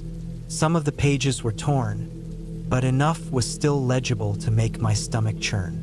It wasn't just a journal, it was something more, something darker. I slammed the book shut, my hands shaking. I didn't know why, but I felt like I had to leave. I dropped the book back into the chest and hurried out of the shed, my pulse racing. As I walked back to the cabin, the weight of the book seemed to follow me. The rest of the day passed uneventfully. I tried to shake the feeling of dread, but it lingered. When night fell, I made sure to lock all the doors and windows. I didn't know why, but I couldn't shake the feeling that I wasn't alone. The silence of the forest seemed to press in on me, suffocating. I went to bed early again, but sleep didn't come easy. Every creak of the cabin, every rustle outside, had me on edge. At some point during the night, I woke up with the distinct feeling that someone, or something, was watching me. I lay still, listening. There was a faint sound outside, a soft scraping, like something dragging along the ground. I forced myself to get out of bed. My feet hit the cold wooden floor with a thud as I crept to the window. The moonlight filtered through the trees, casting long shadows. There was nothing there, but the sensation of being watched didn't go away. I couldn't ignore it anymore. I grabbed the book from the shed, determined to find out what it was all about. I read more of the journal, and the further I went, the more I realized that something wasn't right. The person who had written it described strange occurrences, people going missing, animals behaving strangely, and the gradual descent into madness. Then there was the ritual. I didn't believe in such things, but the book described in great detail how to perform a ritual to gain knowledge, to see what others cannot see. The instructions were simple, but the more I read, the more I felt an overwhelming urge to do it, to complete it. I closed the book, my hands trembling. I had to know what it meant. I went outside to the shed again, my nerves on edge. The air felt different now, thick, heavy, like something was pressing down on me. I stood in front of the chest, staring at it for a moment. It seemed to call to me, beckoning me closer. I opened it once more, my heart pounding in my chest. The book was still there, waiting for me. I grabbed it, almost without thinking, and ran back to the cabin. The house felt different now, like it wasn't just a building anymore. It felt alive. I set the book down on the table and took out the things I needed. Candles, matches, and a knife I found in the kitchen. I followed the instructions as best as I could, marking the floor with strange symbols, lighting the candles in specific places, and reciting the words from the journal. As I did, the temperature in the cabin dropped. My breath came out in visible puffs. I could hear faint whispers, like voices in the distance. The shadows seemed to stretch and twist, warping around me. I was terrified, but I couldn't stop. Something inside me wanted to know, wanted to see what the book promised. Then I felt it. Something cold, something dark, wrapped itself around my chest, squeezing the air out of my lungs. Couldn't breathe. I couldn't move. The whispers grew louder, filling my mind. The walls of the cabin seemed to pulse, as though it was alive, watching me. I don't know how long it lasted, but when it stopped, everything was silent again. The cabin was still. The candles had burned out. I was alone. I looked around, and for the first time, the silence wasn't suffocating. It was comforting. The oppressive feeling was gone, replaced by a strange peace. I never completed the ritual. I never needed to. I had seen enough. What I felt was real, more real than anything I had ever known. But it was over now. The book was gone, buried somewhere deep in the woods. The cabin was no longer a place of dread. I left the next morning, and as I drove away, I looked back at the cabin. It stood there, still and quiet, like it always had. But I knew better now. I had learned what I came for, and that was enough. I didn't think much of the cabin when I first saw it. It was secluded, yes, but it wasn't too far off from the main road. Still, the drive up to it felt long, and the trees on either side seemed to close in as I got closer. My hands gripped the steering wheel a little tighter as I passed the few signs of life. Just old, weathered houses and the occasional car on the side of the road. The place I rented was supposed to be a weekend getaway. Just me, the woods, and some peace and quiet. I wasn't expecting much, no high-end amenities or luxury. The ad had shown a small, wooden cabin with a porch that had a swing, nestled in the middle of nowhere, surrounded by trees. It was exactly what I needed. When I arrived, it looked fine. A little rundown, maybe, but nothing out of the ordinary. The wood had been painted a faded brown, and there were a couple of cracks in the steps leading up to the porch. But the door was locked, the windows seemed sturdy enough, and the place wasn't exactly falling apart. I got my bag out of the car, went inside, and set everything down. The living room was simple, just a couch, a coffee table, and a small wood-burning stove in the corner. A few mismatched chairs lined the walls, and a couple of shelves were stacked with books and old knickknacks. It had that musty, old house smell, like it hadn't been opened in a while, but the fireplace was still warm, and I figured I could make it feel cozy. The cabin didn't have any neighbors nearby, which was exactly what I wanted. The only sounds I could hear were the wind rustling through the trees and the occasional bird calling in the distance. Perfect, really. I unpacked, started a fire, and settled in for a quiet night. But after a few hours, I started noticing things. Small things, like how the light outside seemed to dim earlier than usual. How the wind picked up at strange times, shaking the trees and making the house creak. At first, I thought nothing of it, just the usual quirks of an old cabin, right? The kind of thing you get used to. It wasn't until I went to bed that night that I started feeling uneasy. The bed was small, but the sheets were soft, and I thought maybe I could finally relax. I'd been driving for hours, and the peaceful quiet of the cabin was starting to lull me to sleep. But then I heard something. It was faint at first, a soft scraping sound from outside, like something being dragged along the ground. It wasn't the wind. It wasn't a tree branch or an animal. It was methodical, slow, and purposeful. I tried to ignore it. Maybe it was just the trees creaking under the pressure of the wind, or an animal. But the noise didn't stop. In fact, it got louder. I tossed and turned, pulling the covers over my head, trying to convince myself it was nothing. But the scraping continued, came closer too. The sound moved, almost like whatever was making it was circling the cabin. My heart started to race. I thought about getting up to check the windows, but something told me not to. Maybe it was fear, or maybe it was just that gut feeling that tells you when something isn't right. I pulled myself out of bed, slowly, and moved toward the window. There was no one outside. I couldn't see anything from where I stood, but I heard it again, the scraping sound, now coming from the back of the cabin. That's when I noticed something else. There was no light outside, no moon, just darkness, complete darkness.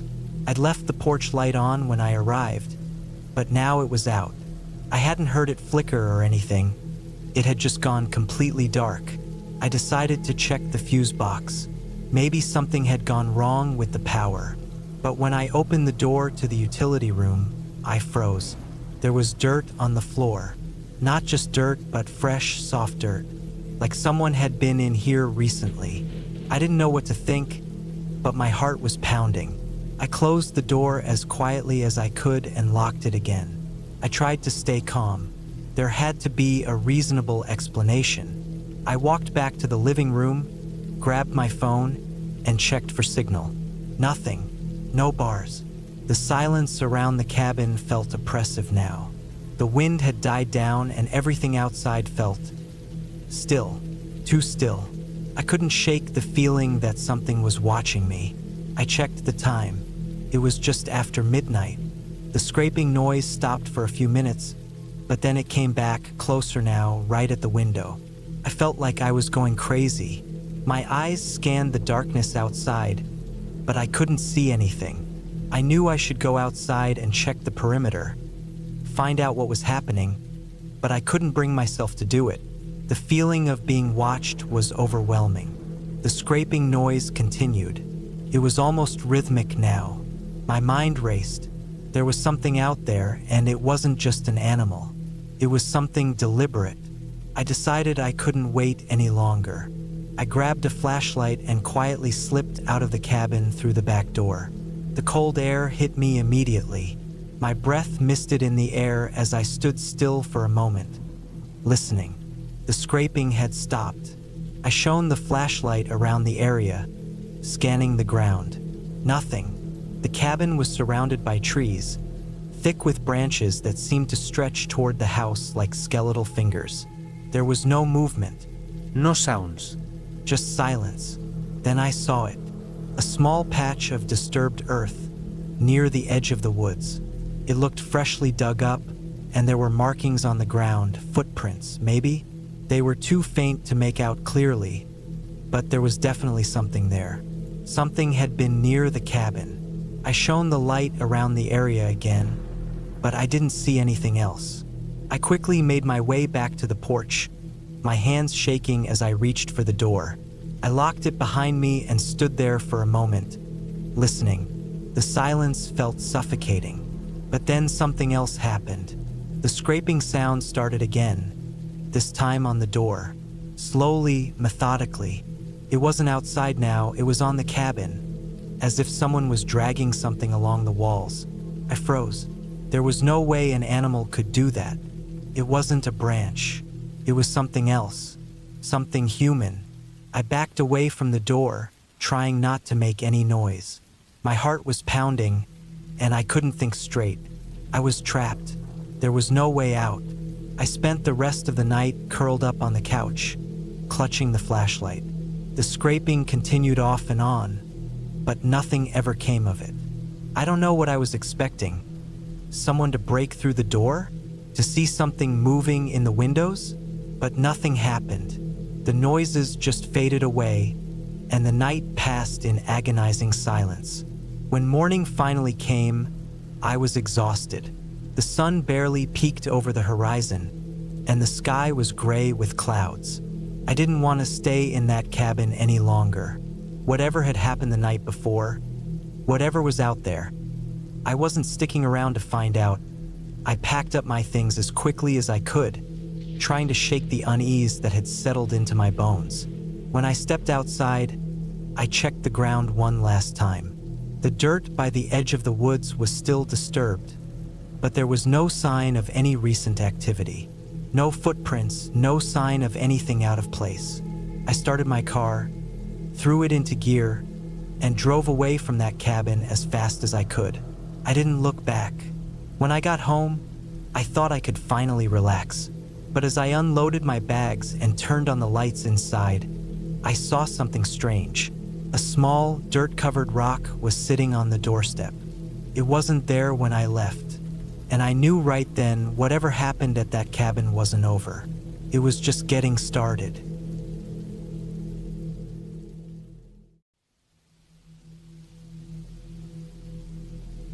I've always been the type of person who loves a solo hike. There's something about being out there alone that clears my head in a way nothing else can. No noise, no distractions, just the sound of my footsteps on dirt and the rustle of trees around me. This particular trail, a ridge trail I'd been meaning to explore for months, had been on my list for a while. It was remote, tucked away in the heart of a dense forest with no cell service, and promised views that were supposedly worth the climb. It was early fall, the best time for hiking in my opinion. The air was cool and crisp, the leaves were just starting to change color, and the trailhead was practically deserted. Perfect. I had planned for a day hike, something that would take me up and back before sunset. I packed light, just a small backpack with water, some snacks, a first aid kit, my knife, and a map of the area. I like to keep things simple. No GPS, no fancy gadgets. Just me, my instincts, and the trail. The first couple of miles were easy. The trail started off flat, winding gently through the forest. The trees were tall and close together, their trunks dark and thick with moss. Sunlight filtered through the canopy in patches, lighting up the ferns and fallen leaves on the ground. It was quiet, aside from the occasional bird call and the crunch of leaves under my boots. I felt good, relaxed, focused.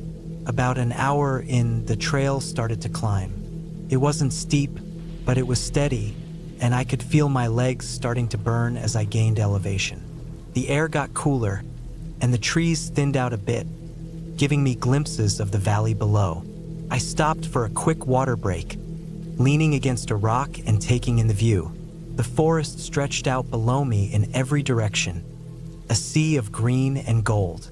I could see the ridge ahead, a jagged line of rock that cut across the sky. That was my goal, the ridge. Once I got up there, I'd follow the trail along the top for a while, then loop back down to the trailhead.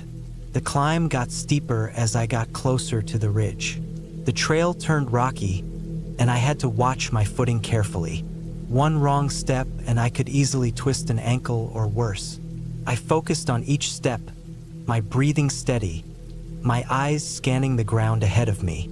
Then, without warning, the trail narrowed. It wasn't marked on the map, but suddenly I was walking along a ledge barely wide enough for 2 feet. To my left, the hillside rose up sharply, a wall of rock and scrubby brush. To my right, the ground dropped away into a steep ravine. I could hear water down there, a stream maybe, but I couldn't see it through the trees. I hesitated, looking back the way I'd come. I hadn't seen anyone else on the trail all day, and I doubted anyone would be coming up behind me. I could turn back now, play it safe, but I was so close to the ridge. I pressed on, moving carefully along the narrow trail. My heart was beating faster now, not from the climb, but from the awareness of how exposed I was. One wrong move, one slip, and I'd be tumbling down into that ravine. I kept my eyes on the trail, trying not to think about the drop. Finally, the trail widened again, and I let out a breath I hadn't realized I was holding. I was back on solid ground, the ridge just a short climb away. I pushed myself up the last stretch, my legs burning, and then I was there. Standing on the ridge, the whole world spread out below me. The view was breathtaking. The valley stretched out to the horizon, a patchwork of trees and meadows, with a river cutting through it like a silver ribbon. In the distance, I could see mountains, their peaks dusted with snow. The wind was stronger up here, cool and sharp against my face. I felt alive, exhilarated. This was why I hiked, for moments like this. I found a flat rock and sat down, pulling out my water bottle and a protein bar. I ate slowly, savoring the view, letting my body recover from the climb. The sun was starting to sink lower in the sky, casting long shadows across the valley. I figured I had about an hour before I needed to start heading back.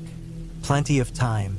I decided to follow the ridge a little farther, just to see what was around the next bend. The trail along the ridge was rough, less maintained than the lower sections. It twisted and turned, sometimes disappearing into patches of scrub before reappearing a few yards ahead. I kept going, curious to see where it led. Then I saw it, a side trail, barely more than a faint path through the brush, branching off from the main trail. It wasn't on the map, but that wasn't unusual. Trails like this popped up all the time, made by animals or by hikers looking for a shortcut. I hesitated, looking down the side trail. It seemed to lead down into the valley, a shortcut that could save me some time on the way back. But it was narrow, overgrown, and steep. Not the safest option, but tempting. I stood there for a moment, weighing my options. The main trail was longer, but it was safe and familiar. The side trail was risky, but it could be faster. In the end, I decided to take the side trail. I figured I'd go down a little way, see how it looked, and turn back if it got too sketchy. First, it wasn't too bad. The trail was steep, but manageable. I moved slowly, picking my way down the slope, using my hands to steady myself on the rough ground. But the farther I went, the worse it got. The trail grew narrower and steeper, the ground loose and crumbly under my feet. I slipped once, catching myself on a tree root, my heart pounding in my chest. I thought about turning back, but the idea of climbing back up that slope seemed even worse. I kept going, telling myself it would level out soon, that I'd reach the bottom and find an easier way back to the main trail. I was wrong. The trail didn't level out. It got steeper, the trees closing in around me, the ground slick with fallen leaves. I couldn't see the bottom anymore, just an endless slope disappearing into the shadows below. My legs were shaking now, my knees threatening to buckle with every step. I was using my hands more than my feet, grabbing at roots and branches to keep myself from sliding. Then I slipped. It wasn't a big fall, just a few feet, but it was enough. I landed hard on my side, the wind knocked out of me, my left leg twisted beneath me. Pain shot through my ankle, sharp and immediate. I lay there for a moment, gasping for breath, trying to assess the damage. My ankle throbbed, but it didn't feel broken. I could move it, but putting weight on it was out of the question. I sat up, my heart sinking as I looked around. The trail was barely visible now, just a faint line through the undergrowth. The sun was lower in the sky, the shadows growing longer and darker. I was in trouble. I knew I had to stay calm, think clearly. Panicking wouldn't help. I pulled out my map, trying to figure out where I was. The main trail was somewhere above me, but I had no idea how far. The valley was below, but it was steep and overgrown, and I didn't know what was down there. I tried to stand, testing my weight on my injured ankle. Pain shot through me, and I had to grab a tree to keep from falling. There was no way I was walking out of here. I sat back down, my mind racing. I had a whistle in my pack, a safety precaution I always carried but had never used. I pulled it out and blew 3 short blasts, the universal signal for help. The sound echoed through the trees, sharp and piercing. I listened, straining for a response. Nothing. I blew the whistle again, louder this time. Still nothing. The forest was silent, the trees pressing in around me, the shadows deepening with every passing minute. I knew I couldn't stay here all night. It would get cold, and I wasn't prepared for an overnight stay. My best chance was to keep moving slowly and carefully, following the trail, or what was left of it, down into the valley.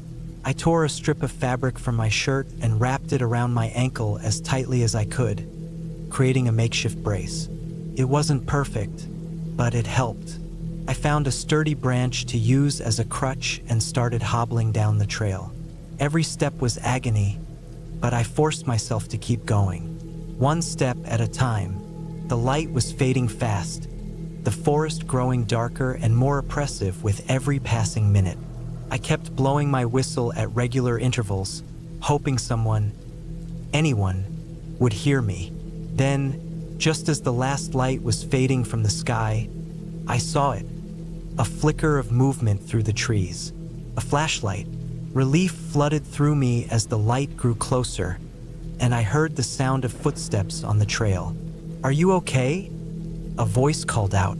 I nodded, too exhausted to speak, and the hiker, an older man with a weathered face and a kind smile, helped me to my feet. "You're lucky I heard your whistle," he said, guiding me back to the main trail. "It's easy to get lost out here." He helped me back to the trailhead, where his car was parked. He offered me a ride back to town, and I gladly accepted. As we drove, I looked back at the ridge, now just a dark silhouette against the sky. I had learned my lesson the hard way. Sometimes the best adventure is knowing when to turn back. And sometimes being found is the best ending you could hope for.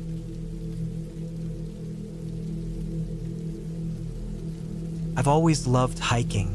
There's something about the solitude and the stillness of nature that clears my mind in a way nothing else does. For me, it's an escape, a way to disconnect from the noise of life and just exist in the moment. This time was supposed to be no different.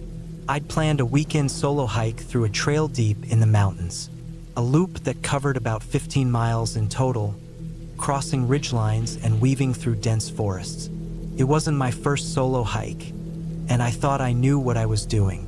I checked the weather, clear skies, no rain in the forecast. I packed my gear meticulously, a tent, sleeping bag, plenty of food, water, a filter for refilling, a first aid kit, extra clothes, and my trusty knife. I even carried a GPS and a map in case I lost cell service, which I knew was almost guaranteed in the deeper parts of the trail. The hike started off beautifully. It was early fall, the kind of weather where the air is cool but the sun warms your skin just enough to make it comfortable. The trail was quiet, and I didn't see another person for the first few miles. The forest was alive with the sounds of birds and the occasional rustle of leaves from squirrels darting around. The ground was soft beneath my boots, a mix of dirt and fallen leaves that crunched just enough to remind me I was alone out there. I made good progress in the first few hours, climbing steadily up to the ridgeline. The trail grew steeper as it wound its way through thick stands of pine and fir trees. Every now and then, I'd stop to catch my breath and take in the view. The mountains stretched out endlessly in every direction, their slopes painted with the reds and yellows of the changing leaves. It was perfect. I reached the top of the ridge around midday and decided to take a break. I found a flat rock with a view and sat down to eat. A simple lunch, jerky, trail mix, and a granola bar.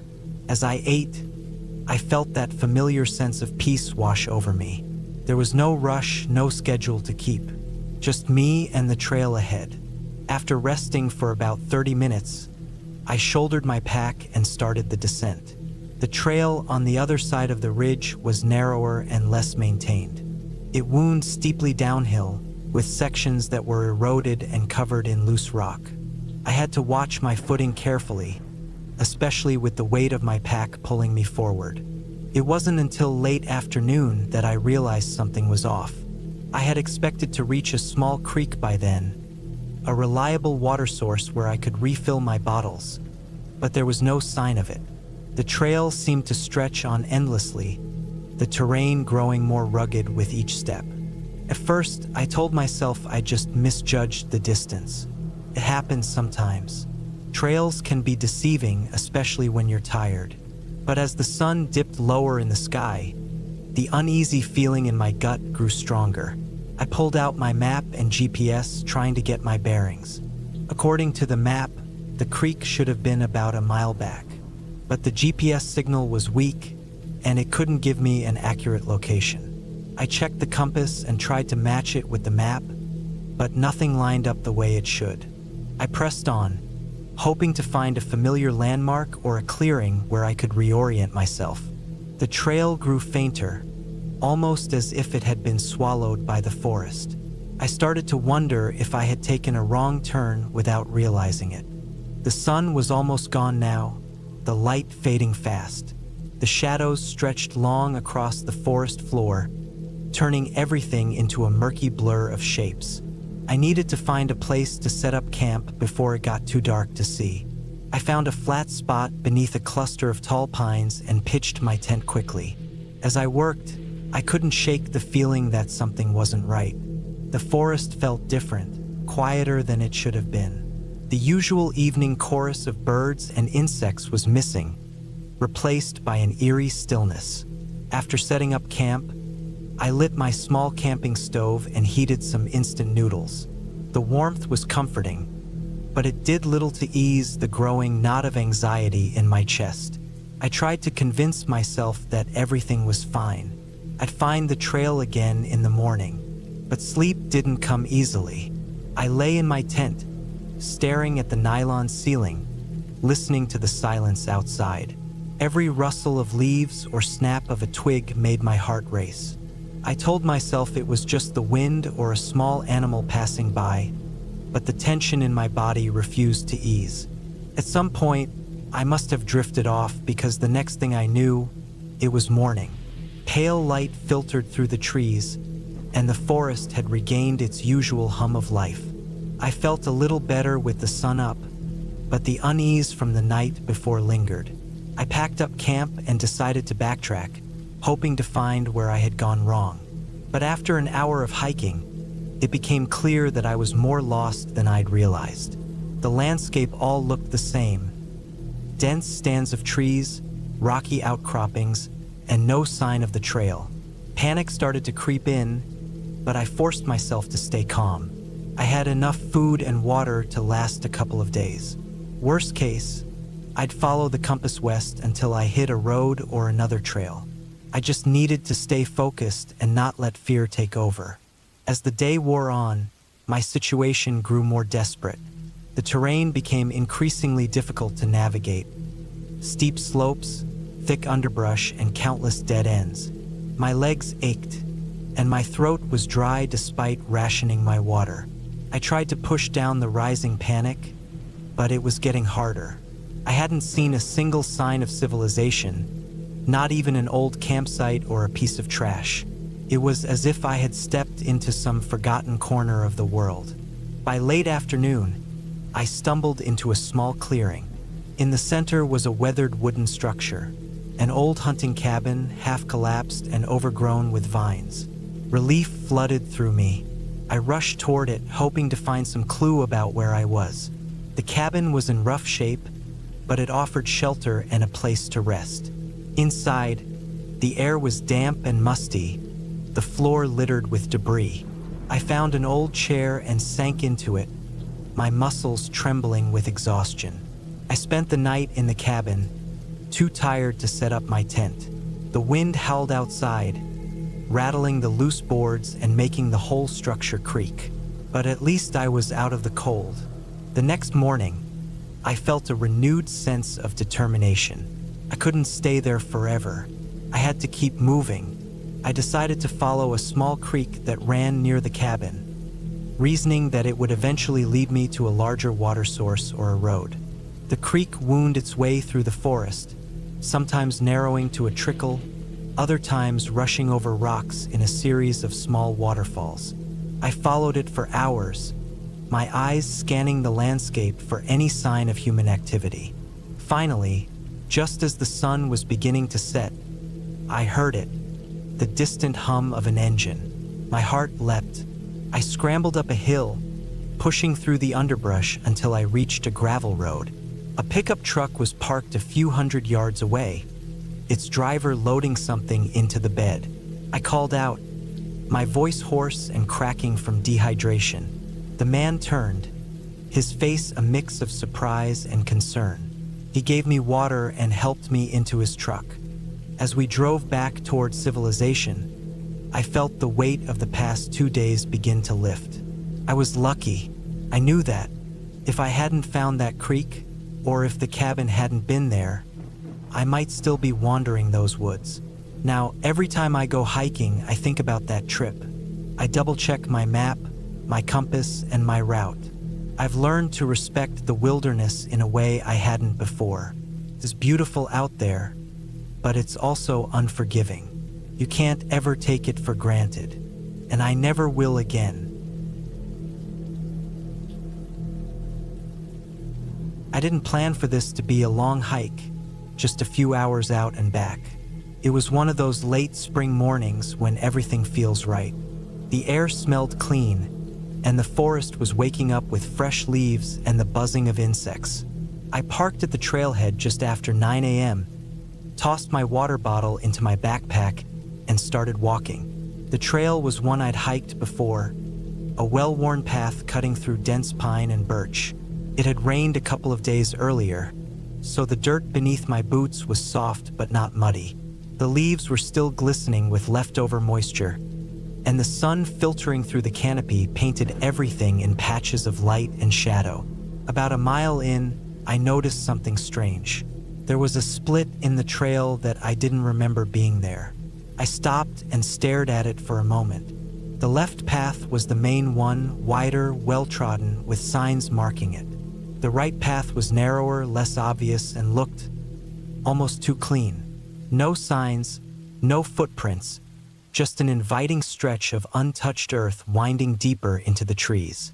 I told myself it was probably an old service road or something, but curiosity got the better of me. I figured I'd follow it for a bit, maybe take a few photos, then double back. I had plenty of time, and the weather was perfect. The new trail was peaceful at first. Birds chirped above me, and I could hear the gentle rustling of leaves in the breeze. I liked how quiet it was. No other hikers, no distant hum of traffic, just nature and me. But after about 20 minutes, the vibe started to change. The trees grew denser, their branches forming a tunnel over the path. The air felt heavier, almost humid, and there was a smell I couldn't quite place. Damp earth mixed with something metallic. The trail itself narrowed further, and roots jutted out like claws, trying to trip me up. My footsteps sounded louder than they should have, each one crunching against the dirt like it was amplified. I stopped to catch my breath and check my phone. No signal. Not surprising, considering how deep into the woods I was. Still, I didn't like it. I wasn't lost. I knew that, but something about being disconnected made the woods feel different. I turned to head back, but the path behind me didn't look the same. It should have been a straight shot, but it curved now, snaking off into the trees. My stomach tightened. Maybe I'd gotten turned around somehow. I was tired. It was easy to make mistakes when you were tired. I pressed on, thinking the main trail had to be close. But the deeper I went, the more the ground sloped downward. Not steeply, just enough that I was constantly walking downhill.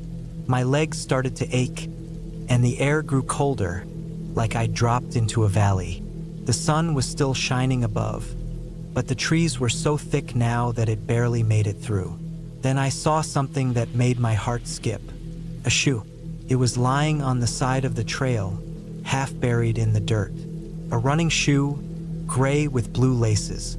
Mud crusted its sides, but it didn't look old. No holes, no signs of being there for months. It was just there. I picked it up and turned it over in my hand. Size 9, men's. I looked around for its owner, but the woods were silent. The birds had stopped singing. The only sound was the wind, a low hiss through the trees. I didn't want to admit it, but I was scared. Something was wrong. People didn't just lose a single shoe in the middle of nowhere. I dropped it and started walking faster, heart thudding in my chest. Another 10 minutes passed, and the trail still didn't end. It only grew darker, the trees closing in like walls. I felt like I was walking into a tunnel with no way out. I stopped again, forcing myself to breathe slowly. Panic won't help. Stay calm. Think. Asterisk, I checked my phone again. No signal. I tried to retrace my steps, but everything looked the same. Twisted roots, thick underbrush, endless rows of trees.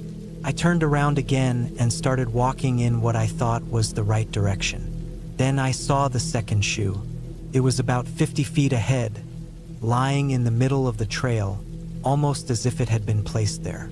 Same size, same color. My skin crawled. I didn't touch this one, I just stared at it, trying to make sense of what I was seeing. Something moved in the trees to my left, a quick flash of motion. I spun around, heart racing. Nothing, just shadows. I walked faster now, almost jogging. My eyes darted from side to side, scanning the woods for any sign of movement. Every snapping twig, every rustle of leaves made me jump. I couldn't shake the feeling that I was being watched. And then the smell hit me again, stronger this time, metallic and sour, like rust and sweat. My mouth went dry. I had smelled that before. Blood. I broke into a run.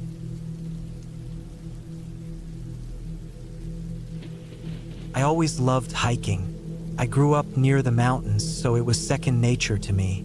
Nothing felt better than escaping the noise of the world, heading out into the woods, and walking until the only sound I could hear was the crunch of dirt beneath my boots. That kind of peace was rare, and I cherished every moment of it. A few weeks ago, I planned a solo hike to a trail I hadn't been to before. Nothing too extreme, just a remote area deep in the forest, about a 6-mile loop with some elevation gain. The trail was well known but not overly crowded, which sounded perfect. I had the whole day ahead of me and packed everything I thought I'd need. Water, snacks, a basic first aid kit, and my phone, which was fully charged. The forecast said it would be sunny all day, so I didn't bring much extra gear, just a light jacket in case it got chilly. I started early in the morning. The air was crisp, the kind that makes your lungs tingle when you breathe in. The trailhead was quiet, with only one other car parked nearby. I figured it belonged to another hiker or a couple camping farther down the trail.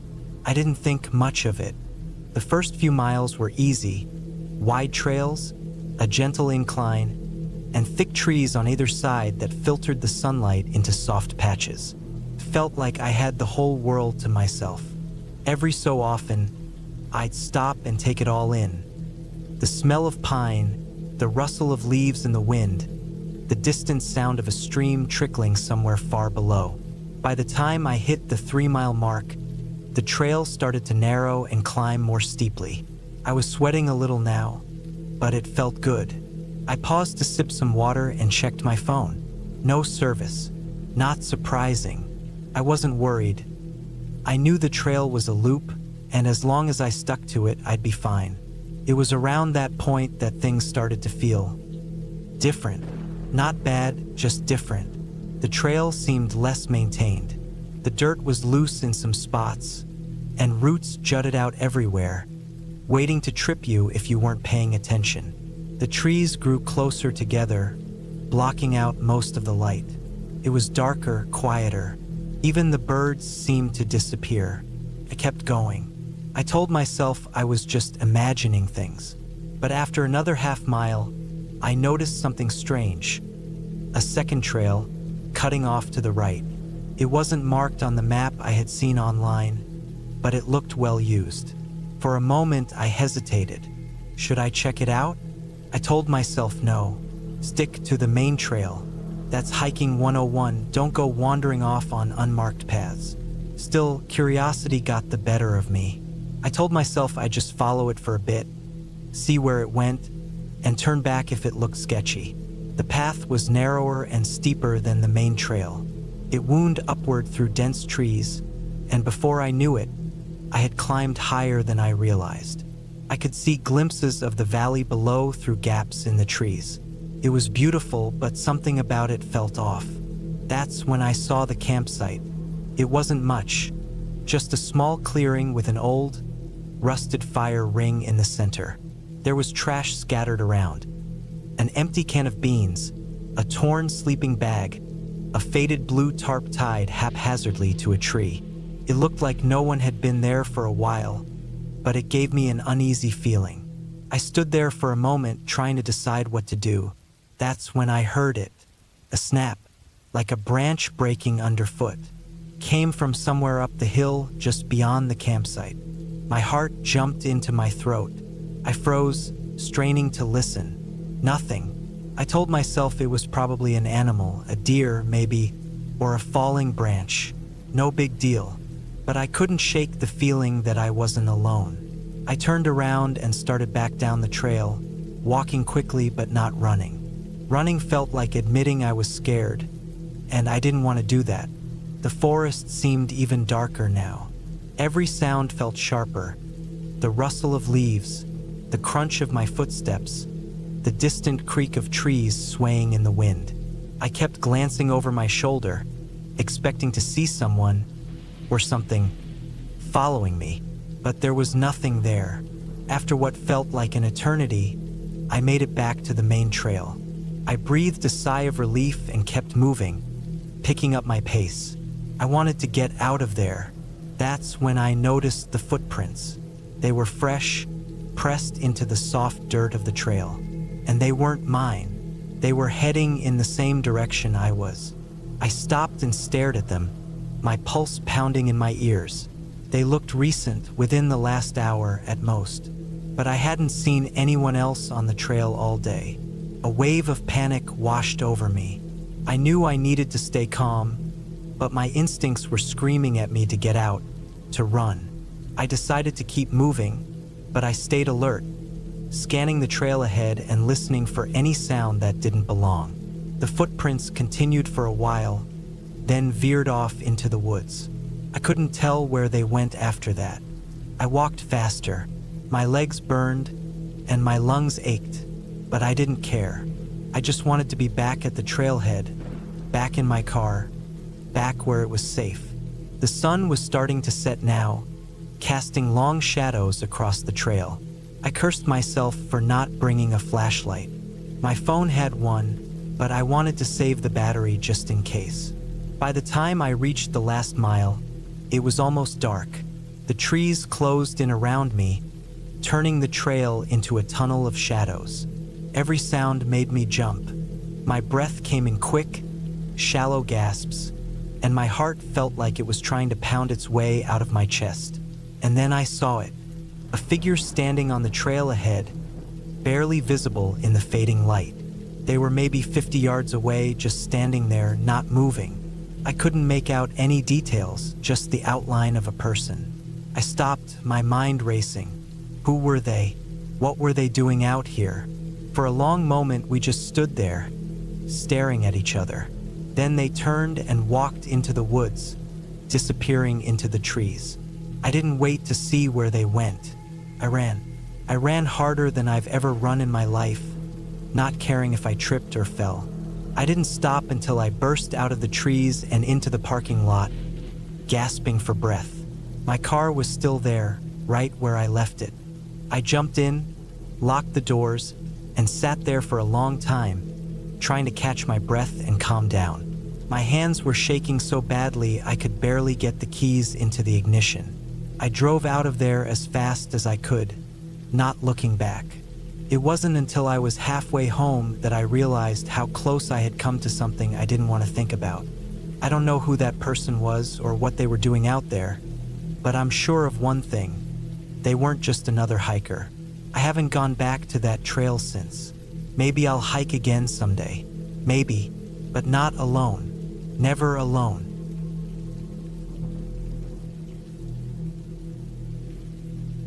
I wasn't new to hiking. I've done dozens of solo trips, some challenging, some easy, and everything in between. But that particular hike, that one was different. It wasn't the hardest or the longest, but it left a scar in my memory. It still plays back in my mind sometimes, and no matter how much I try to forget it, I never can. It started on a late September morning. I had planned a 2-day solo hike in the backcountry of a national forest. It was remote, exactly how I liked it. The trail was unmarked, but I had my map, compass, and enough experience to feel confident navigating it. The weather was perfect. Crisp air, clear skies, and just enough chill to remind you that fall was creeping in. I parked my truck at a small pull-off near the trailhead. No one else was around. I remember standing there for a moment, breathing in the pine-scented air, feeling the weight of my pack settle comfortably on my back. I adjusted the straps, checked my gear one last time, and set off down the narrow path. The forest was quiet, except for the crunch of leaves beneath my boots and the occasional chirp of a bird. The first few hours were uneventful, peaceful even. The trail climbed gradually through dense woods, the trees closing in around me like walls. The deeper I went, the less sunlight filtered through the canopy. It felt like the world was shrinking, getting quieter with every step. Around midday, I reached a ridge with a decent view of the valley below. I sat down, pulled out a granola bar, and took a few sips from my water bottle. Looking out over the landscape, I felt a brief moment of contentment. This was what I came for, the solitude, the escape from everything. But something about the silence didn't feel right. It wasn't the peaceful kind of quiet.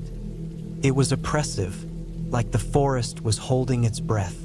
I shook off the feeling and pressed on. The trail began to descend into a hollow, the trees growing thicker and the underbrush denser. The temperature dropped noticeably, and the air smelled damp and earthy.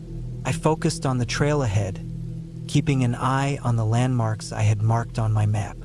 It wasn't long before I noticed the first odd thing. There was a sock lying in the middle of the trail. A single, dirty, weather-beaten sock. It didn't look like it had been there for long, maybe a few days at most. I stopped and stared at it for a moment, trying to figure out how it got there. Maybe someone dropped it, I thought. No big deal. People lose stuff all the time on hikes.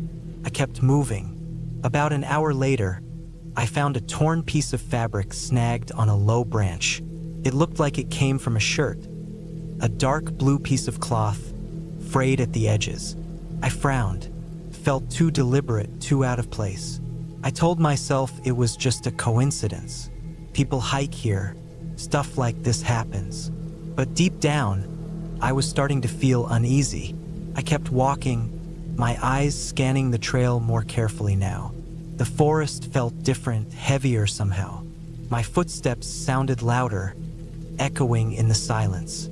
Every now and then, I'd hear a rustle in the underbrush, but when I turned to look, there was nothing there, just shadows and leaves swaying in the breeze. By late afternoon, I was ready to set up camp. I found a flat spot near a small creek, far enough from the water to avoid any issues if it rained, but close enough for an easy water source. I pitched my tent, collected some firewood, and got a small fire going. As the flames crackled and the light faded, the unease I had felt earlier returned. The forest was too quiet. I tried to shake it off, telling myself I was just being paranoid. I ate a quick meal, boiled some water for tea, and settled into my tent as darkness fell. The fire outside cast flickering shadows on the tent walls. I lay there, listening to the night sounds, crickets, the occasional hoot of an owl, the soft babble of the creek. It was almost enough to calm me down. Almost. Around midnight, I woke up to a sound. A single snap. It wasn't loud, but in the stillness of the night, it might as well have been a gunshot. I froze, holding my breath, straining to listen. Another snap, followed by the soft crunch of leaves. Something or someone was moving just outside my tent. I reached for my knife, my fingers tightening around the handle. My heart was pounding in my chest, each beat echoing in my ears. I told myself it was an animal, a deer, maybe a raccoon, but the footsteps were too deliberate, too heavy. They stopped right outside my tent. I could hear breathing, slow, steady, human. For what felt like an eternity, I lay there, every muscle in my body tense. Then, just as suddenly as it started, the sound stopped. I waited, barely daring to breathe. Minutes passed, then an hour. Eventually, exhaustion overtook my fear, and I drifted into a restless sleep. When I woke up at dawn, the first thing I did was check around my campsite. There were footprints in the dirt, clear, unmistakable footprints. They circled my tent, stopping just outside the entrance before disappearing back into the woods. I packed up my gear as fast as I could, my hands shaking. I didn't bother with breakfast. I just wanted to get out of there, The hike back to the trailhead was a blur. Every snap of a twig, every rustle of leaves sent my heart racing. I felt like I was being watched, but every time I turned around, there was nothing there. The forest seemed darker, more oppressive than the day before. When I finally reached my truck, I practically threw my pack into the back and jumped into the driver's seat. I locked the doors, started the engine, and peeled out of there without looking back. It wasn't until I was miles down the road that I started to breathe normally again. My hands were still trembling as I gripped the steering wheel. I kept glancing in the rearview mirror, half expecting to see someone, or something, following me. I never reported what happened. What would I even say? That I found some footprints and heard strange noises? No one would believe me, but I know what I heard. I know what I saw. I haven't been back to that forest since, and I never will.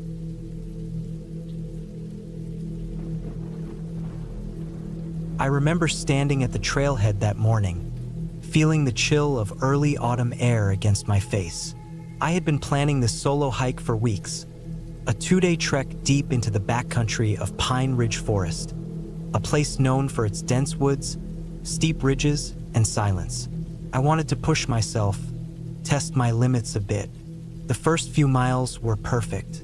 The trail wound through tall pines and past streams that gurgled softly over moss-covered rocks. I felt alive, disconnected from everything for the first time in what felt like years. The leaves had started to change, splashing yellows and reds through the forest canopy. The air smelled like earth and damp wood, and every step felt like a small escape from the noise of my regular life. I had a light pack on, just enough for a single night. Tent, sleeping bag, some food, a map, and a basic first aid kit. I didn't bother bringing a GPS. I'd hiked these woods before and figured I knew them well enough. Mistake number 1. The trail climbed steadily, switching back and forth along the ridge. By early afternoon, I reached the summit. The view was incredible. The hills rolled out endlessly, a patchwork of trees and rock, the sky wide and pale above it all. I stood there for a while, drinking water and taking it in. I felt good, confident, ready to push deeper into the wild. I took out the map and traced the route to my planned campsite, about 7 miles ahead. It was supposed to be an easy downhill stretch along an old logging road. I folded the map and started moving again. That's when things started to change. The first sign that something was off was how quickly the trail began to deteriorate. What had been a clear, well-worn path turned into something narrow and overgrown. Fallen branches crisscrossed the ground, and the trees grew thicker, their trunks crowding close together like silent sentinels. I thought maybe I had missed a turn, but the terrain matched the map, mostly downhill with the ridgeline on my left. I told myself it was just an old, lesser-used section of the trail. I pressed on. About an hour later, I realized I hadn't seen a single trail marker in a long time. Normally, there were blazes painted on the trees every few hundred yards. I scanned the trunks around me, looking for anything. An old mark, a ribbon, something, but there was nothing. That knot of anxiety in my chest tightened a bit. I pulled out the map again, double-checking my route. The ridge was still on my left, and according to the contour lines, I should have been close to the logging road. But there was no road, just endless trees and the sound of wind rustling through the branches. I kept walking. What else could I do? The forest seemed to close in tighter with every step. The light changed too, dimming as thick clouds rolled in above. Shadows stretched across the ground, and the air grew colder. My legs ached from the constant downhill slope, and my feet throbbed inside my boots. I stopped to catch my breath and check the time. It was almost 4 p.m. Sunset would be in a couple of hours, and I needed to find a spot to camp. I scanned the woods again, hoping to see something familiar, some sign that I wasn't completely off track. But everything looked the same, trees and more trees, stretching out forever. That's when I noticed the silence. It had been creeping in slowly, so subtle I hadn't realized it until that moment. The birds were gone. The wind had died. Even the sound of my own footsteps seemed muffled, swallowed up by the thick forest. It was the kind of silence that made your skin crawl, that made you feel like you weren't alone. I shook it off and kept moving, my eyes scanning for a flat spot to pitch my tent. I told myself it was fine. People get a little turned around in the woods all the time. I'd find the trail again in the morning. But deep down, I knew I was lost. I finally found a small clearing just as the last light was fading. The ground was uneven, covered in roots, but it would have to do. I set up my tent as quickly as I could, my hands fumbling with the cold metal poles. By the time I crawled inside and zipped the flap shut, it was full dark. I ate a granola bar and some jerky, washing it down with water that tasted faintly of iodine from the purification tablets. I tried to relax, but my mind wouldn't stop racing. Every little sound outside made me jump. The creak of a tree branch, the rustle of leaves. I told myself it was just the wind, but it didn't help. I lay there for hours, staring at the ceiling of the tent, listening to the silence press down on me. Eventually, I must have fallen asleep because I woke up to a strange noise. It was faint at first, a soft rustling just outside the tent. My heart hammered in my chest. I lay completely still, straining to hear. It sounded like something moving through the leaves, circling the tent. Not footsteps exactly, more like a dragging sound. I reached for my flashlight, the beam cutting through the darkness. The noise stopped. I waited, holding my breath, the flashlight shaking slightly in my hand.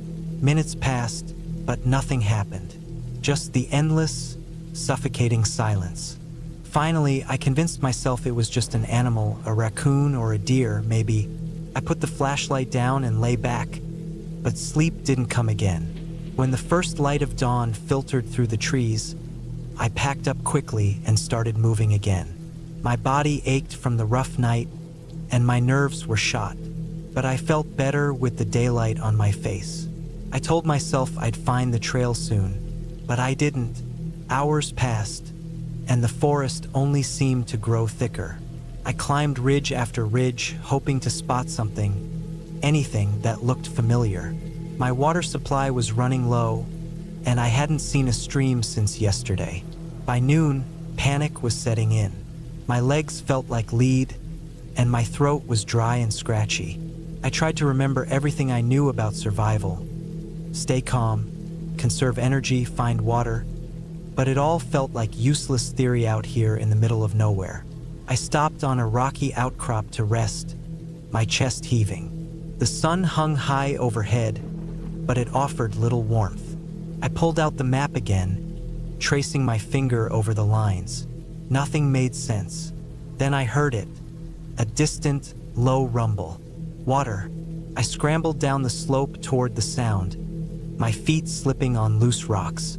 The noise grew louder until I broke through the trees and found a small stream tumbling over rocks. Relief flooded through me. I dropped to my knees, filling my bottle and drinking deeply. For the first time in hours, I felt a flicker of hope. I decided to follow the stream. Water usually leads somewhere, maybe even back to civilization. The stream twisted and turned, sometimes narrowing to a trickle, other times spreading out into shallow pools. I stuck close to it, my eyes scanning the banks for signs of a trail. The sun dipped lower in the sky, casting long shadows across the water. I knew I didn't have much daylight left, but I didn't want to stop. Not yet. Then, just as the last light was fading, I saw it. A rusted metal sign half buried in the undergrowth. I almost cried. I pushed through the brush, my heart pounding with relief. The road was overgrown and barely more than a pair of ruts in the dirt, but it was a road. I followed it, my steps quickening despite the weight of my pack and the fatigue in my legs. The road climbed steadily, then leveled out before descending into a wide, open valley. And there, in the distance, I saw it, a cabin. Smoke curled from the chimney, and a pickup truck sat in the driveway. I stumbled toward it, my breath hitching with each step. When I finally reached the front door, I pounded on it with everything I had left. An older man opened it, his face a mix of surprise and concern. "You all right?" he asked. I nodded, the words catching in my throat. "Lost," I managed to say. 2 days lost. He ushered me inside, handing me a glass of water and a blanket. The warmth of the fire seeped into my bones, and for the first time in what felt like forever, I felt safe. He called the ranger station, and they came to pick me up an hour later. As I sat in the back of the truck, watching the forest blur past, I couldn't help but think about how close I had come to something far worse. I'd always thought of the wilderness as a place of peace, a place to escape. But now I knew better. The woods didn't care about me. They were indifferent, vast, and dangerous. And I had been lucky, so lucky.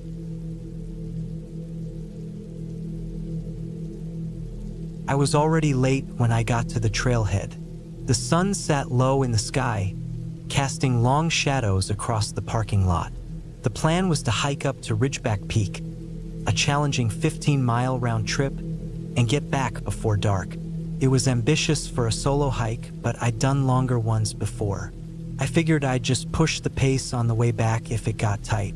The trail started easy, winding through tall pines and thick underbrush. The air smelled like dirt and pine sap, and the late afternoon light filtered through the trees in golden patches. I felt good, legs fresh, lungs taking in the crisp air without effort. About 3 miles in, the forest thinned out, and I hit the first ridge. From there, I could see the mountains stretched endlessly in every direction.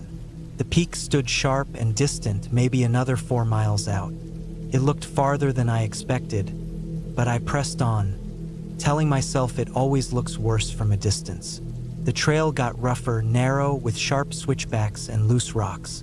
I slipped a few times, catching myself on nearby branches or crouching low to keep my balance. The trail didn't seem as well maintained as I thought it would be. Some of the switchbacks were washed out, and branches hung low across the path, forcing me to duck more often than I liked. A dead tree leaned at a precarious angle, its base rotted through. I gave it a wide berth, but I couldn't shake the feeling it was about to topple. An hour later, I reached a rocky outcrop that gave me a clear view of the peak. It was closer now, the jagged rocks catching the last light of the day. I sat for a minute, catching my breath and drinking some water. The wind had picked up, whistling softly through the trees below.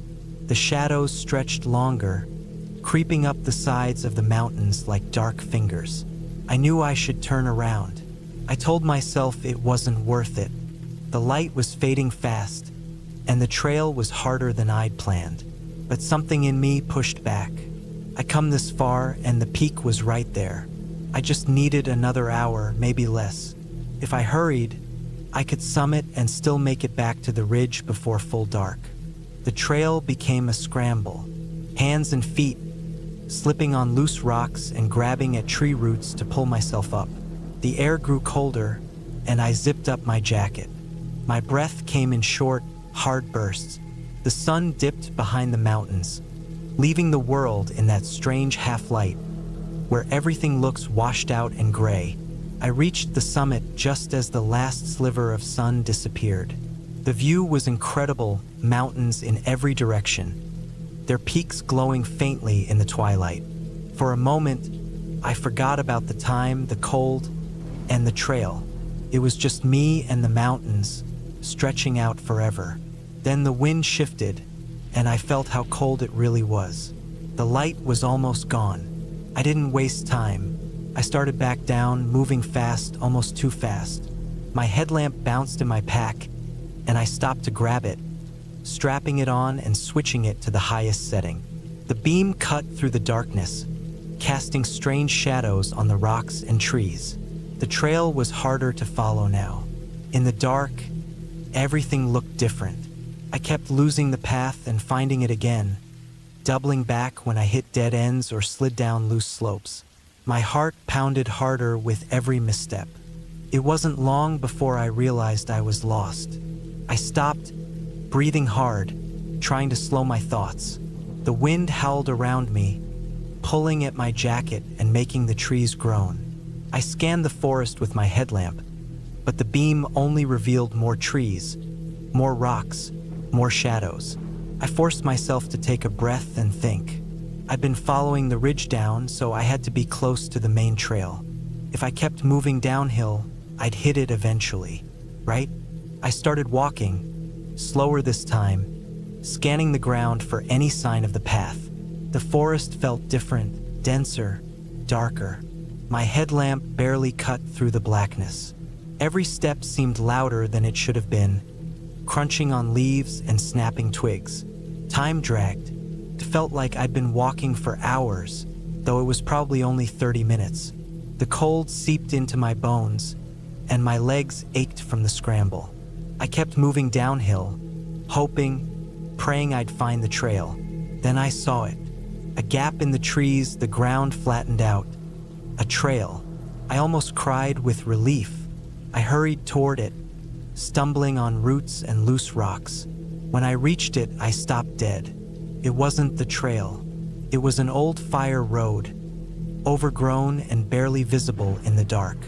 I hadn't seen it on any maps, but it was something.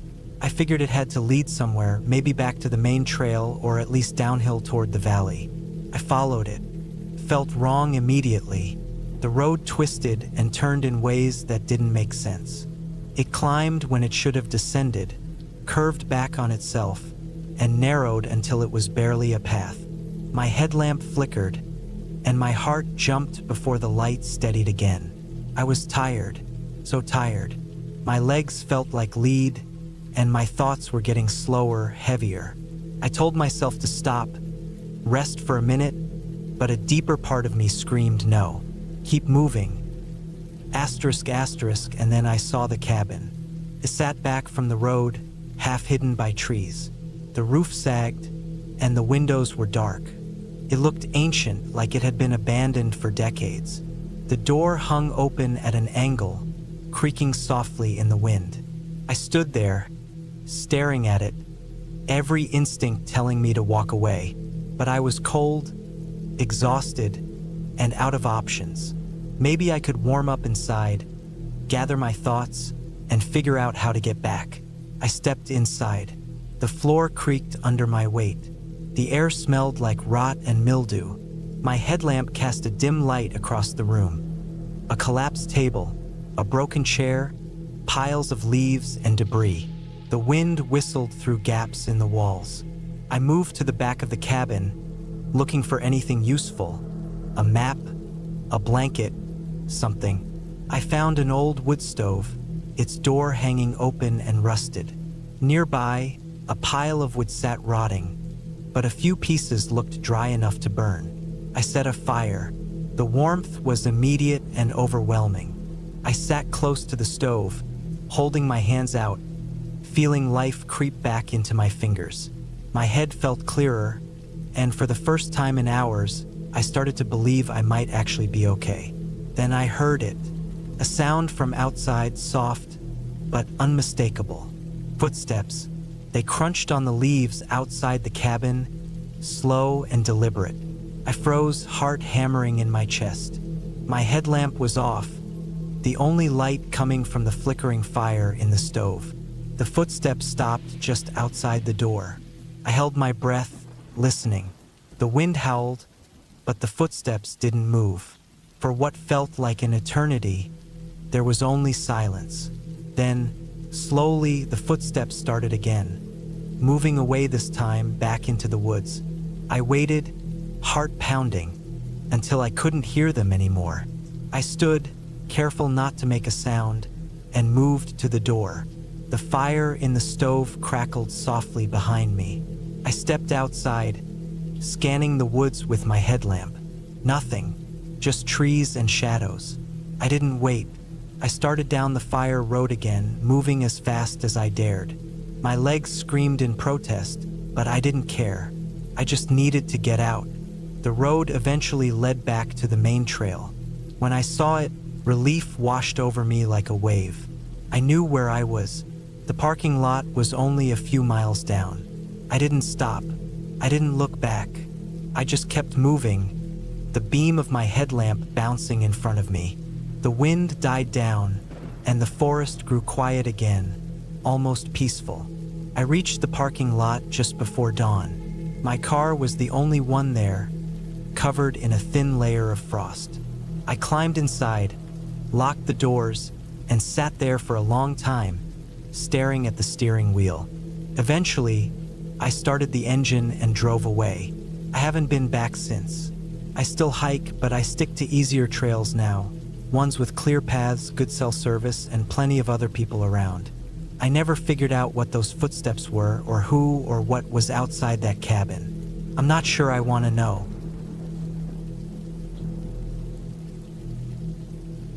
The trailhead was almost hidden, marked only by an old, weathered sign.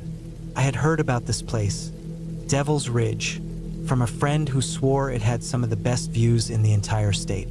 It wasn't a well-known spot, which is exactly why I wanted to hike it.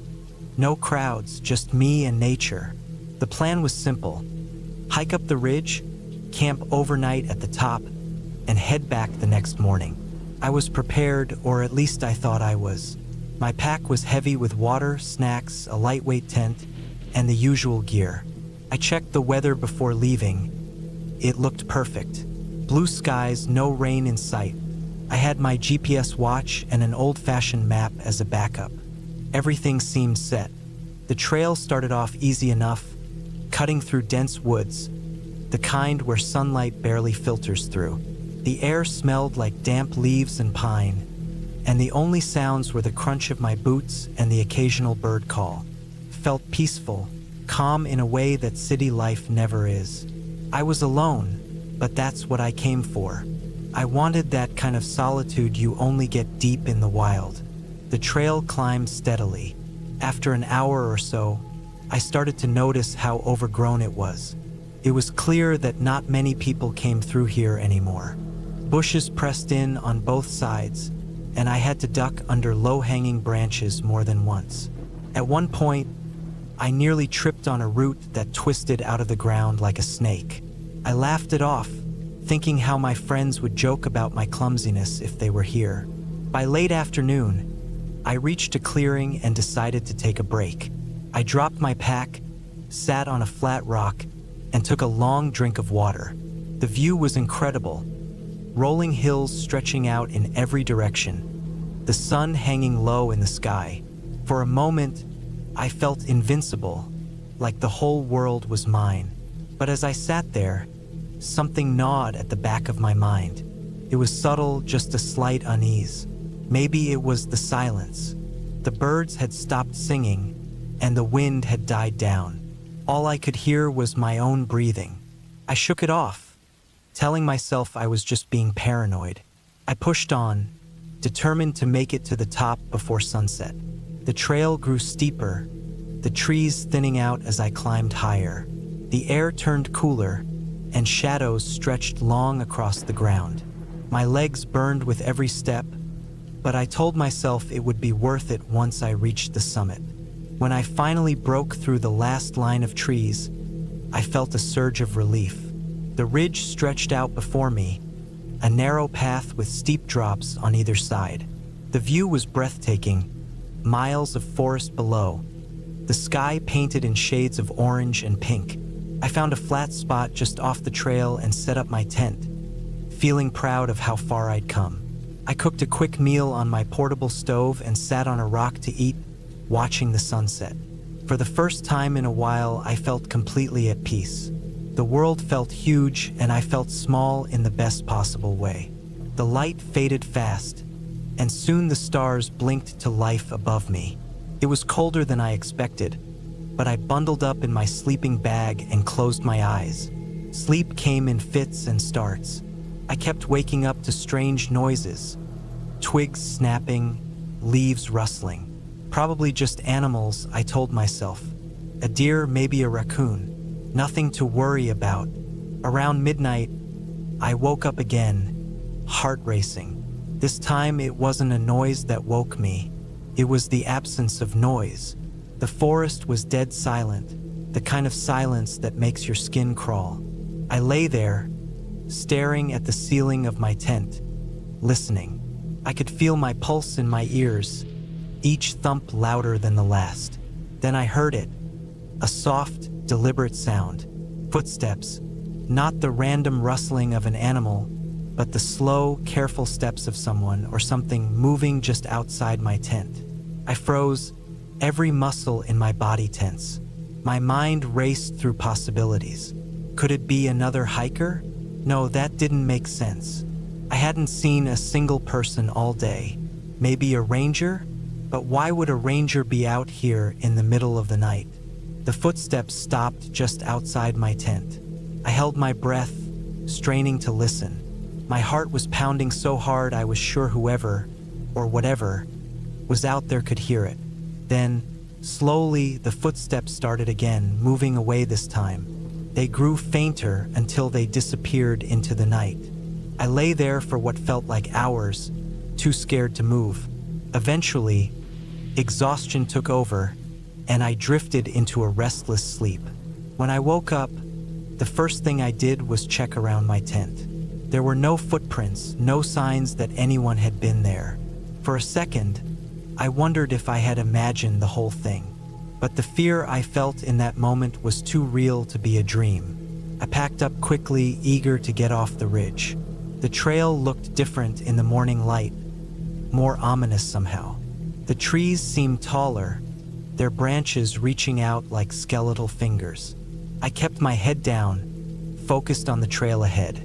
About halfway down, I realized I wasn't on the same trail I had taken up. The path was narrower, less defined. I stopped and pulled out my map, trying to figure out where I had gone wrong. My GPS watch was no help. The signal was spotty at best. I considered backtracking but decided to keep moving forward, hoping the trail would loop back around. Didn't. The trail grew fainter with every step until it disappeared entirely. I was officially lost. My stomach twisted into knots. I tried to stay calm, reminding myself that I had a map and enough supplies to last a couple of days.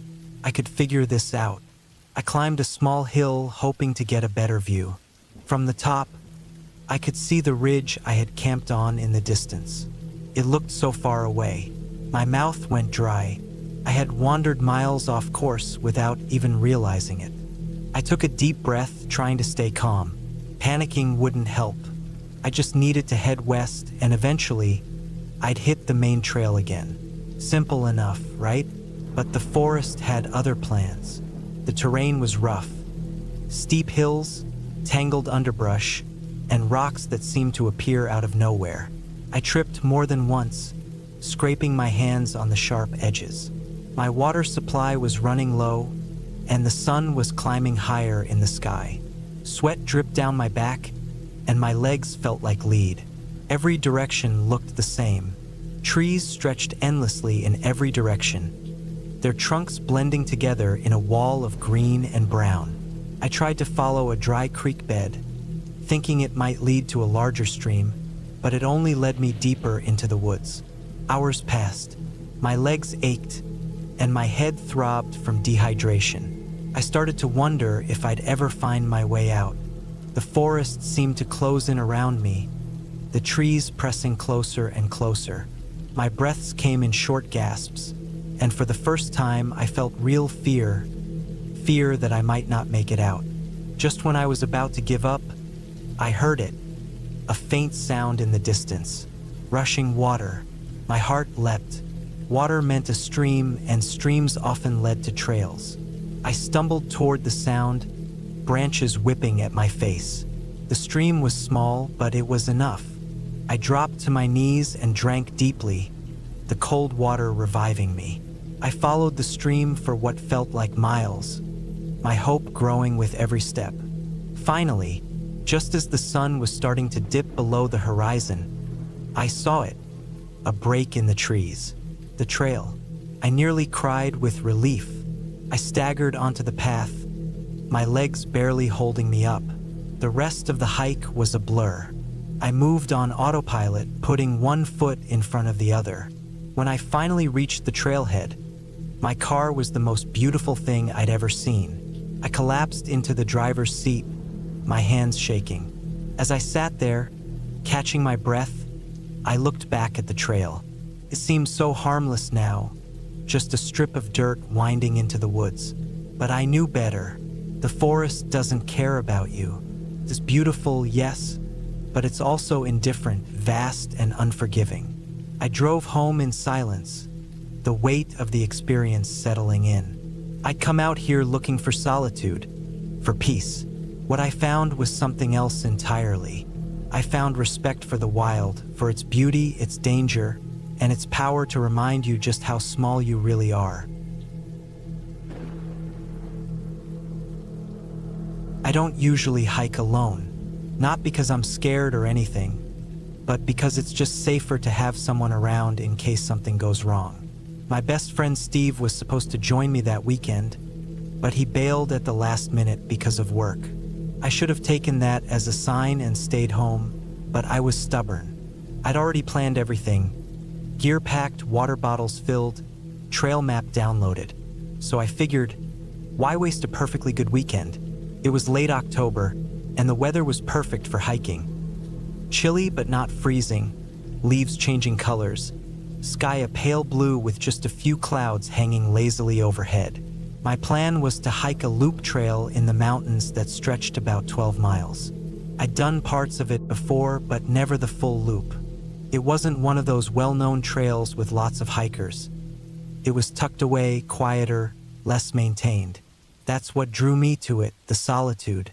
I parked my car at the trailhead around 8 a.m., laced up my boots, threw on my backpack, and set off. The first few miles were beautiful. The trail wound through thick forest, the kind that makes you feel completely cut off from the world. The leaves crunched under my feet, and the air smelled like pine and damp earth. I kept a steady pace, stopping occasionally to take a sip of water or snap a picture of some particularly vivid red or orange leaves. Around mile 5, things started to change. The trees grew denser, and the trail became harder to follow. Fallen leaves covered everything, making it difficult to see where the path actually was. I found myself constantly scanning the ground for the faint line of dirt that marked the trail, but sometimes it just disappeared altogether. I told myself it was no big deal. I had my map, my compass, and plenty of daylight left. Worst case scenario, I could backtrack and find my way back to the main trail. But the farther I went, the less confident I felt. I hadn't seen a trail marker in a while, and the landscape all looked the same. Endless trees and fallen leaves. At some point, I must have taken a wrong turn because I found myself standing in front of a steep ravine that definitely wasn't on the map. I could hear water trickling somewhere down below, but I couldn't see it through the thick undergrowth. I pulled out my map and tried to figure out where I was. The problem was, without any clear landmarks, it was almost impossible to tell. The ravine wasn't marked, and neither was the faint trail I'd been following. I decided to head back the way I'd come, but after about 10 minutes, I realized I couldn't find the trail anymore. Panic started to bubble up in my chest, but I pushed it down. Panicking wouldn't help. I took a deep breath, focused on staying calm. I had a general sense of the direction I needed to go, so I started walking, keeping the sun on my left to guide me. That worked for a while, until the sun started to dip below the treetops, and the light began to fade. The temperature dropped quickly, and I pulled on my jacket, trying to ignore the gnawing sense of dread growing in my stomach. I kept moving, trying to stay positive. Every step took me closer to the trail. I just had to keep going. But the forest felt different now, darker, quieter. Even the birds had gone silent. After another hour of walking, it was clear I wasn't getting any closer to the trail. I stopped, leaning against a tree, my breath visible in the cold air. My legs were sore, my feet aching from walking over uneven ground. I checked my phone, no signal, of course. I weighed my options. I could keep moving and risk getting even more lost in the dark, or I could set up camp for the night and try again in the morning. It wasn't an easy decision, but ultimately, staying put seemed safer. I found a relatively flat spot between two trees and set up my small tent. I wasn't planning to spend the night, so I didn't have much in the way of supplies. Just a thin emergency blanket, a granola bar, and a small flashlight. I gathered some dry leaves and branches to make a small fire, more for comfort than warmth, and sat down to eat my granola bar, listening to the crackling flames. The forest around me felt oppressive in the darkness. Every rustle of leaves, every snap of a twig made my heart race. I told myself it was just animals, squirrels, maybe a deer, but it didn't help. My imagination ran wild, conjuring up every possible worst-case scenario. The hours dragged on. I tried to sleep, but every time I closed my eyes, I heard something. A faint footstep, the rustle of leaves just beyond the edge of the firelight. I told myself it was nothing, just my mind playing tricks on me. But deep down, I knew something was off. Around 2 a.m., I couldn't take it anymore. I grabbed my flashlight and stepped out of the tent, shining the beam into the darkness. The fire had died down to a few glowing embers, casting just enough light to make the surrounding trees look like twisted shadows. And that's when I saw it. Footprint, not an animal track. A human footprint, pressed into the soft dirt just a few feet from my tent. It was fresh. My blood went cold. I hadn't seen or heard anyone else all day. There shouldn't have been anyone out here, especially not in the middle of the night. I scanned the darkness, heart pounding, every instinct screaming at me to run. But where would I go? I was lost in the middle of nowhere, and whoever had made that footprint could be anywhere.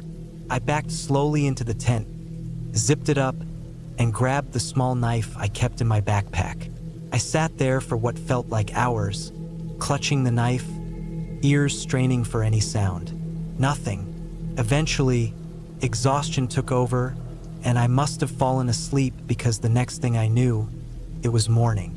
Pale sunlight filtered through the trees, and the forest looked almost peaceful again. I packed up my gear as quickly as I could, constantly glancing over my shoulder. The footprint was still there, a chilling reminder that I hadn't imagined it. I started walking, moving as fast as I could without running. My only goal was to get back to the trail, back to civilization. I didn't care about the loop anymore, I just wanted out. After about an hour, I heard it, the faint hum of a car engine. I almost cried with relief. I stumbled toward the sound, and suddenly, there it was, the trailhead parking lot. My car was the only one there. I threw my pack into the back seat, started the engine, and didn't stop driving until I was miles away. To this day, I don't know who or what left that footprint. I never went back to that trail, and I never hike alone anymore. Some people say I overreacted, that it was probably just another hiker who'd wandered by during the night. Maybe they're right, but I'll never forget that feeling. The cold certainty that I wasn't alone out there, and I'm not willing to take that chance again.